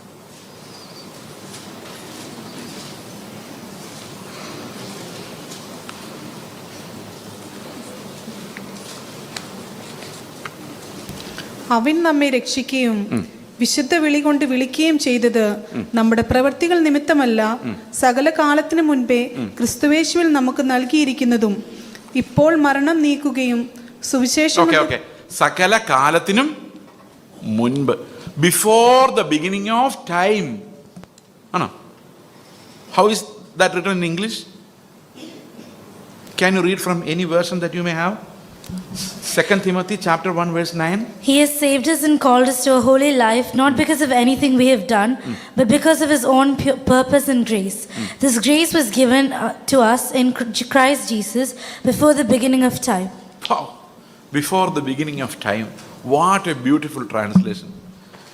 Before time began, God elected us in Christ. How did he elect? See, ദൈവത്തിൻ്റെ പ്രത്യേകത എന്താണ്? ദൈവത്തിന് ആദ്യം കാണുന്ന പോലെ തന്നെ അവസാനം കാണാം, അല്ലേ? You look at this time line that I drew, you can see the beginning of time and the end of time at the same time. Am I right? When God created the timeline, God could see the beginning and end at the same time. It means while Adam was still sinning in the Garden of Eden, he could at the same time see Christ dying for me and I preaching to you and then eternity. Everything God could see. Do you agree with me? നമ്മുടെ പ്രവാചകന്മാർക്ക് വരെ അറിയില്ല അടുത്ത വർഷം വിടുതൽ വരുന്ന കാര്യം. അപ്പം പിന്നെ ദൈവത്തിന് അറിയാൻ മേലെ. He knows everything. അപ്പോൾ അവൻ ഈ ടൈം ലൈനിലേക്ക് നോക്കുമ്പോൾ അവൻ്റെ വിശുദ്ധന്മാർ, അവനിൽ വിശ്വസിക്കുന്നവർ, അവൻ്റെ ജനം. ഞാൻ നേരത്തെ പറഞ്ഞ ആൾക്കാരുണ്ടല്ലോ, പഴയ നിയമത്തിലെ വിശുദ്ധന്മാർ, അപ്പോസ്തലന്മാർ, പിന്നെ ഞാൻ. എൻ്റെ കാര്യം എനിക്ക് അറിയത്തുള്ളൂ, നിങ്ങളുടെ കാര്യം നിങ്ങൾക്ക് അറിയത്തുള്ളൂ. ഞാൻ എൻ്റെ കാര്യം മാത്രമേ പറയുള്ളൂ. God picked dum. ഇതാണെന്ന് വെച്ചോ, ഗോഡ് പിക്ഡ് ദം. ഇതെന്താണെന്നറിയാമോ? ഇത് ഒക്ടോബർ 4 ഞാൻ കുശാൽ നഗർ എന്ന് പറയുന്ന സ്ഥലത്ത് നിന്ന് മൈസൂറിലേക്ക് ബസ്സിനെടുത്ത ടിക്കറ്റാണ്. ഇതിവിടെ വരേണ്ട ഒരു കാര്യമില്ലായിരുന്നു. ഈ ഷാർജയിൽ വന്നിട്ട് ഇത് എന്ത് ചെയ്യാനാ? പക്ഷെ ഇതെങ്ങനെ ഇവിടെ എത്തിയെന്നറിയാമോ? അത് ഈ പേഴ്സിനകത്ത് ഇരിക്കുമായിരുന്നു. അങ്ങനെ വന്നതാ. ഇനി നിങ്ങൾ എഫേസ്യർ 1:4 വായിച്ചു നോക്കി.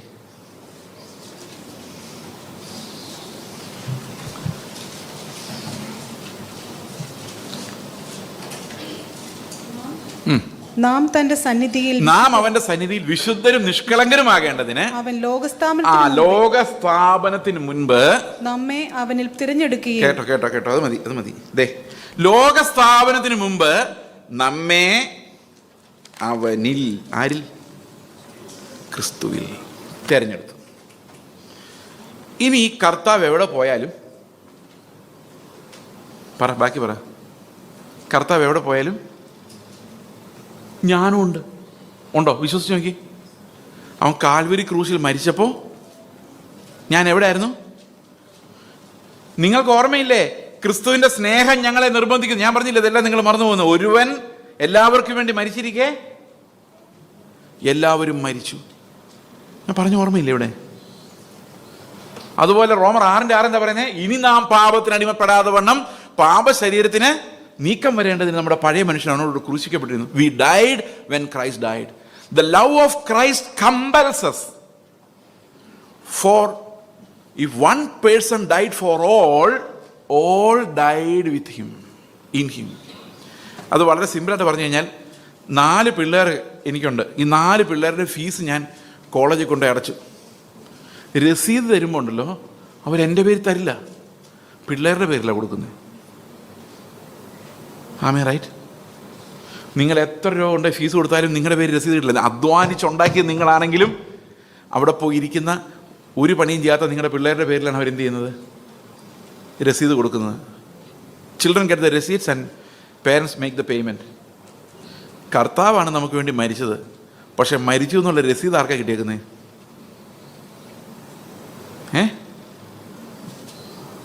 വിശ്വസിച്ചേ, ഞാൻ മരിച്ചു, വിശ്വസിച്ചോ? അങ്ങനെ മരിച്ചവൻ പാപത്തിൽ നിന്ന് മോചനം പ്രാപിച്ചിരിക്കുന്നത് മാത്രമല്ല, ക്രിസ്തുവിനോട് ചേരുവാൻ അവന്റെ മരണത്തിൽ പങ്കാളികളായി തീർന്ന നാം അവന്റെ പുനരുത്ഥാനത്തിലും പങ്കാളികളായി തീരും. ഓക്കെ, അപ്പൊ കർത്താവ് കാൽവരി ക്രൂശിൽ മരിച്ചത് എങ്ങനെയാ പട്ടാളക്കാർക്ക് മനസ്സിലായത്? എങ്ങനെയാ മനസ്സിലായത്? അവർ കുന്തം കൊണ്ട് കുത്തി നോക്കി. അപ്പൊ നമ്മളും കൂടെ മരിച്ചില്ലേ? നമ്മളും മരിച്ചോ എന്ന് എങ്ങനെ അറിയാം? ആരെങ്കിലും കുത്തി നോക്കിയാൽ പോരെ? അപ്പോൾ ആരുടെ എന്നെ കുത്തുന്നതെന്ന് വെച്ചാൽ മരിച്ചിട്ടില്ല. എന്നെ അവരൊട്ടും ബഹുമാനിക്കുന്നില്ല. മരിച്ചവൻ എന്താ ബഹുമാനിക്കാൻ? ആ ചർച്ച ചെന്നിട്ട് അവരെന്നെ തിരിഞ്ഞു നോക്കിയില്ല ബ്രദറെ. മരിച്ചവൻ എന്നാ തിരിഞ്ഞു നോക്കാൻ? അവരെന്നെ റവാന്ന് വിളിച്ചില്ല. ചത്തുപോയവനെ റവാന്ന് വിളിച്ചിട്ട് എന്ത് കാര്യം? ഇന്നേ വരെ മരിച്ച ഒരാൾ എഴുന്നേറ്റ് എൻ്റെ ശവസംസ്കാരം ഇത് പോരാന്ന് പറഞ്ഞിട്ടുണ്ടോ? പറയല. ജീവിച്ചിരിക്കുന്നവർക്ക് മാത്രമേ പരാതിയുള്ളൂ. മരിച്ചാൽ പിന്നെ നമുക്കൊരു പരാതിയില്ല. അങ്ങനെ മരിച്ചാൽ മാത്രമേ നമ്മുടെ പാപജഡം നിശബ്ദമാവുകയുള്ളൂ. ഇത് നമ്മളൊന്നും ചെയ്യണ്ട. കർത്താവ് കാൽവരി ക്രൂശിൽ മരിച്ചപ്പോൾ അത് കർത്താവ് സാധിപ്പിച്ചിട്ടുണ്ട്. നമ്മൾ വിശ്വസിച്ചാൽ മതി, ഞാൻ മരിച്ചു. അങ്ങനെ നമ്മൾ വിശ്വസിക്കുകയാണെങ്കിൽ അവന്റെ മരണത്തിൽ പങ്കാളിയായി തീർന്നാൽ അവന്റെ പുനരുത്ഥാനത്തിന്റെ സദൃശ്യത്തോടെ will also become partakers in his resurrection എന്ന് പറഞ്ഞു കഴിഞ്ഞാൽ, I will also believe Christ is living now in me, it's no longer I.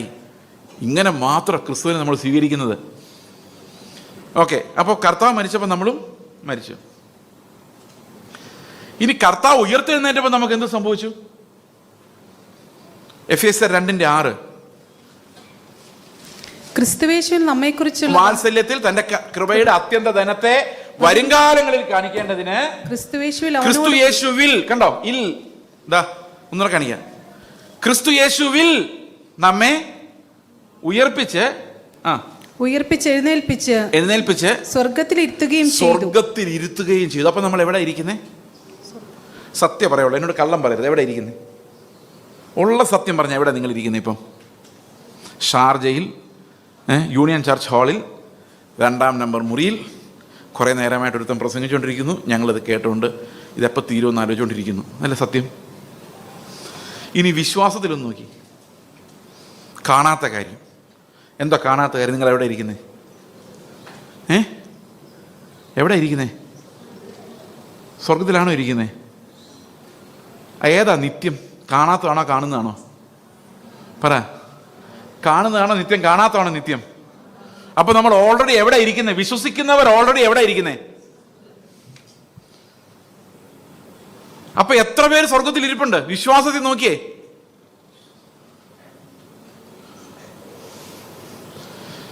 എന്നിട്ട് ആ സ്വർഗത്തിൽ ഇങ്ങനെ കർത്താവിൻ്റെ അടുത്ത് ഇരുന്നോണ്ടാണ് നമ്മൾ താഴോട്ട് നോക്കി നമ്മൾ എങ്ങനെ ജീവിക്കുന്നതെന്ന്. എന്തൊരു കഷ്ടമല്ലേ! ഇവിടെ നശിച്ചു പോകുന്ന കുമിളകൾക്ക് വേണ്ടി പാഞ്ഞു നടക്കുക. അവിടെ വലിയ ധനത്തിന് നടുക്ക് കർത്താവ് ഞങ്ങളെ ഇരുത്തിയിട്ട്. ഇതിനെക്കുറിച്ച് ഒരൊറ്റ വാക്യം കൂടെ പറഞ്ഞിട്ട്, ഞാൻ ആദ്യം നിങ്ങളോട് പറഞ്ഞല്ലോ, എന്താ പറഞ്ഞത്? ഈ ലോകത്തിൻ്റെ വൃത്തികേടുകൾ, മോഹങ്ങൾ, വഞ്ചനകൾ, ദൈവത്തിന് യോജിക്കാത്ത ലോക വീക്ഷണങ്ങൾ, അതിനെതിരെല്ലാം ഉള്ളൊരു മറുപടി 2 പത്രോസിൽ കൊടുത്തിട്ടുണ്ട്. നമ്മൾ ആ വാക്യം കൂടെ വായിച്ചിട്ട് ഇത് അവസാനിപ്പിക്കാം. 2 പത്രോസ് 1-ാം അധ്യായത്തിൻ്റെ 3-ാം വാക്യം. തന്റെ മഹത്വത്താലും വീര്യത്താലും. ഇത് ഇംഗ്ലീഷ് വായിക്കുമ്പോൾ ഒരു വ്യത്യാസമുണ്ട്. തന്റെ മഹത്വത്താലും വീര്യത്താലും നല്ല അവിടെ എഴുതിയിരിക്കുന്നത് തന്റെ മഹത്വത്തിലേക്കും വീര്യത്തിലേക്കും എന്നാണ്. We are called to his glory and to his excellence. That means our target is God's glory and his excellence. അടുത്ത വാക്യം. നമ്മെ വിളിച്ചവന്റെ പരിജ്ഞാനത്താൽ അവന്റെ ദിവ്യശക്തി ജീവനും ഭക്തിക്കും വേണ്ടിയതൊക്കെയും നമുക്ക് ദാനം ചെയ്തിരിക്കുന്നു. Can someone read that in English? His divine power has given us everything we need for a godly life through our knowledge of Him who called us by His own glory and goodness. Through these, He has given us His very great and precious promises. Okay. Read on. So that through them you may participate in the divine nature, having escaped the corruption in the world caused by evil desires. Okay. So we have evil desires which makes us slaves to the world. How is God saving us? By giving us a great blessing in Christ. Great promises. അവിടെ എന്താ പറയുന്നത്? തൻ്റെ മഹത്വത്താലും വീര്യത്താലും glory and excellence നിങ്ങളെ വിളിച്ചവൻ എന്ത് ചെയ്തിരിക്കുന്നു? അവൻ്റെ പരിജ്ഞാനത്താൽ ആത്മാവിൻ്റെ ദിവ്യശക്തിയാൽ നമുക്ക് ക്രിസ്തുവിനെ പോലെ ജീവിക്കാനുള്ള എല്ലാ ധനവും നൽകിയിരിക്കുന്നു. അല്ലാതെ ഇവിടെ ജീവിക്കുന്നവരല്ല പറഞ്ഞേക്കുന്നത്, ക്രിസ്തുവിൻ്റെ പരിജ്ഞാനത്തിൽ ജീവിക്കാൻ വേണ്ടി ആത്മാവ് തരുന്ന ധനത്തെക്കുറിച്ചാണ് പറഞ്ഞേക്കുന്നത്. അപ്പം ഞാൻ പറയാണ്, എനിക്ക് അവനെ സ്നേഹിക്കാൻ പറ്റത്തില്ല, അവൻ എന്നെ അത്ര ഉപദ്രവിച്ചിട്ടുണ്ട്. അപ്പം കർത്താവ് പറയും, അതിനുള്ള ധനവും കൂടെ നിനക്ക് തന്നിട്ടുണ്ട്. അതാണ് ഈ ക്രിസ്തുവിൻ്റെ ധനസമൃദ്ധി എന്ന് പറയുന്നത്. ആരോട് വേണമെങ്കിലും നമുക്ക് ക്ഷമിക്കാം, ആരെ വേണമെങ്കിലും സ്നേഹിക്കാം, ആത്മാവിൻ്റെ ധനത്തിൽ നിന്ന് എത്ര വേണമെങ്കിലും ഉപയോഗിക്കാവുന്നത്ര നമ്മൾ ധനവാന്മാരാണ്. എത്ര പേർക്ക് സന്തോഷമുണ്ട്? അപ്പോൾ നിങ്ങൾക്ക് ക്ഷമിക്കാൻ പറ്റാത്തതായിട്ട് ആരെങ്കിലും ഉണ്ടെങ്കിൽ അവരോട് ക്ഷമിക്കാനുള്ള ധനവും കർത്താവ് ഒരുക്കി വെച്ചിട്ടുണ്ട്. ഓരോ ദിവസവും ഭക്തിയോടെ ജീവിക്കാനുള്ള ഉണ്ട്. എന്നിട്ട് പറയാണ്, അതിനാൽ അവൻ നമുക്ക് വലിയ പ്രോമിസസ് നൽകിയിരുന്നു. He has given us great and big promises, glorious promises. എന്തുകൊണ്ടാണ്? നിങ്ങൾക്ക് അതിമഹത്തായ വാഗ്ദത്തങ്ങളും നൽകിയിരിക്കുന്നത്. എന്തുകൊണ്ടാണെന്ന് വെച്ച് കഴിഞ്ഞാൽ ഈ വാഗ്ദത്തങ്ങളെ ഓർത്തുകൊണ്ട് വേണം നമ്മൾ ഈ ലോകത്തിൻ്റെ മോഹത്താലുള്ള നാശം വിട്ടൊഴിയുവാൻ. അപ്പോൾ ലോകം നമ്മളെ മോഹിപ്പിക്കും, നശിപ്പിക്കും. അങ്ങനെയല്ലേ? മോഹത്താലുള്ള നാശം. The world will catch us in our desires and also destroy us by those desires. അവിടെ നിന്ന് നശിച്ചു പോകാതിരിക്കണമെങ്കിൽ ക്രിസ്തുവിൻ്റെ ധനത്താൽ നിറയുന്ന അനുദിന ജീവിതവും വാഗ്ദത്തങ്ങളിലേക്കുള്ള നോട്ടവും വേണം. We need to be caught in by the precious and great promises that the Lord gives us.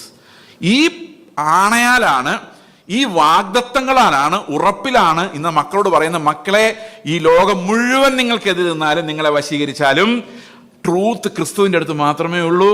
ആ ട്രൂത്തിൽ നിങ്ങൾ വരുമ്പോൾ നിങ്ങൾക്ക് ജീവിക്കാൻ ആവശ്യമായ എല്ലാ ഹെവൻലി സപ്ലൈ നിങ്ങൾക്കുണ്ടാകും. അങ്ങനെ നിങ്ങൾ ഓരോ ദിവസം ചെല്ലുന്തോറും ക്രിസ്തുവിൻ്റെ ധനത്തിന് വേണ്ടി മോഹിക്കുന്നവരായി മാറും. ലോകത്തിൻ്റെ മോഹം നിങ്ങളിൽ നിന്ന് ഒഴിഞ്ഞു പോകും. നിങ്ങൾ ആഭരണം ഊരിയാൽ നിങ്ങളുടെ ലോകത്തോടുള്ള മോഹം പോകില്ല, പക്ഷെ ക്രിസ്തുവിൽ വന്നാൽ അത് പോകും. നിങ്ങൾ വെള്ളവസ്ത്രം ധരിച്ചാൽ കളറിനോടുള്ള ആസക്തി പോകില്ല, പക്ഷെ കർത്താവിൽ വന്നാൽ എല്ലാ ആസക്തിയും പോകും. വെള്ളവസ്ത്രത്തോടുള്ള ആസക്തിയും പോകും. എന്തായാലും കുഴപ്പമില്ല എന്നോ. കാരണം കർത്താവല്ലാതെ വേറെ വാല്യുബിളായിട്ട് ഒന്നും ഇല്ലാത്തൊരവസ്ഥയിലേക്ക് അത്രയും ധനസമൃദ്ധി നൽകാൻ കർത്താവിന് കഴിയും. Our children should be shown that riches of Christ than the riches of the world. എത്രവർക്ക് മനസ്സിലായി? ഞാൻ പറഞ്ഞത് മനസ്സിലാകുന്നുണ്ടോ? അപ്പോൾ ഈ ലോകക്രമത്തെ ജയിക്കാൻ, ലോകത്തിൻ്റെ പോരാട്ടം, എനിക്ക് അതിനെക്കുറിച്ച് ഒരു വാക്യം കൂടെ പറയുന്നുണ്ട്. That we will discuss tomorrow. Anyway, at least we have some time to discuss it. കാരണം ഇവിടെ പറയുന്ന പോരാട്ടം നമ്മൾ പറയത്തില്ലേ, FSC ലേഖനത്തിലൊക്കെ പറയുന്ന ഭയങ്കര പോരാട്ടമാണ് ബ്രദറെ എന്ന് പറയത്തില്ലേ, വാഴ്ചകളും അധികാരങ്ങളും ഒക്കെ പറയത്തില്ലേ. അതെന്താ ഈ സാധനം? അവിടെ പറയുന്ന ലോകത്തിൻ്റെ കാലഗതിയെ നിയന്ത്രിക്കുന്ന വാഴ്ചകളും അധികാരങ്ങളുമാണ്. അതായത് ഈ യൂബർ സെക്ഷൽ ആയിട്ടുള്ള ആൾക്കാർ, മെട്രോ സെക്ഷൽ, എന്താണ് പറയുന്നത്, ആണോ പെണ്ണോ എന്ന് തിരിച്ചറിയാത്ത, ജെൻഡർ തിരിച്ചറിയാൻ പറ്റാത്ത, ലോകത്തിൻ്റെ തത്വങ്ങൾ അനുസരിച്ച് ജീവിക്കുന്ന ആ ഒരു വ്യവസ്ഥ ഉണ്ടാക്കുന്ന ആരാന്നറിയോ? ഈ ലോകത്തിൻ്റെ അധികാരികളാണ്. അല്ലാതെ നമ്മുടെ വിസ തടയാൻ വേണ്ടി നിൽക്കുന്ന അല്ല ഇവിടുത്തെ വിഷയം. യഥാർത്ഥ വിഷയം എന്താണെന്നറിയാമോ? ഈ ലോകത്തിൻ്റെ കാലഗതിയോട് പോരാടണം എന്ന് പറഞ്ഞിരിക്കുന്നത്. ലോകത്തിൻ്റെ കാലഗതി നമ്മൾ ഒരു കാലത്ത് അനുസരിച്ചിരുന്ന് ലോകം പോകുന്ന വഴിക്കാണ് നമ്മളും പോയിക്കൊണ്ടിരുന്നത്. എന്നാൽ ജോൺ സ്റ്റോട്ട് പറഞ്ഞതുപോലെ, സെർമൺ ഓൺ ദ മൗണ്ടിൽ പറയുന്ന പോലെ, എല്ലാവരും അങ്ങോട്ട് പോകുമ്പം നമ്മൾ നേരെ എക്രോസ് നടക്കും, തിരിച്ചു നീന്തും. That's called a Christian counter culture that takes us to the real truth. That's Jesus Christ. പ്രാർത്ഥിക്കാം. ഞങ്ങളുടെ സ്വർഗ്ഗസ്ഥ പിതാവേ, അങ്ങയുടെ പുത്രൻ്റെ ധനം, അങ്ങയുടെ പുത്രൻ്റെ സമൃദ്ധിയിലേക്ക് ഞങ്ങളെ വിളിച്ചിരിക്കുന്ന, തേജസ്സിലേക്ക് ഞങ്ങളെ വിളിച്ചിരിക്കുന്ന ഉന്നതമായ വിളി ഞങ്ങളുടെ മക്കളുടെ എല്ലാം ജീവിതത്തിൽ കർത്താവേ ഏറ്റവും വർത്തിയായിട്ടുള്ള ലൈഫ് ലോക വ്യൂ അത് അങ്ങ് കേന്ദ്രമായി വരുന്ന ആ പെർഫെക്ഷനിലേക്ക് കർത്താവ് നോക്കുവാൻ ദൈവം ഞങ്ങളെല്ലാവരെയും സഹായിക്കണമേ. ഞങ്ങളുടെ മനസ്സിലെ ഫിൽത്ത്, ആശയാലുള്ള നാശം ഇതെല്ലാം ഒഴിവായി ക്രിസ്തുവിൻ്റെ മഹത്വത്താൽ കർത്താവെ ഞങ്ങൾ ജീവിക്കുവാനും അങ്ങേ മഹത്വപ്പെടുത്തുവാനും സഹായിക്കണമേ. കർത്താവായ യേശു ക്രിസ്തുവിൻ്റെ നാമത്തിൽ തന്നെ ആമേൻ.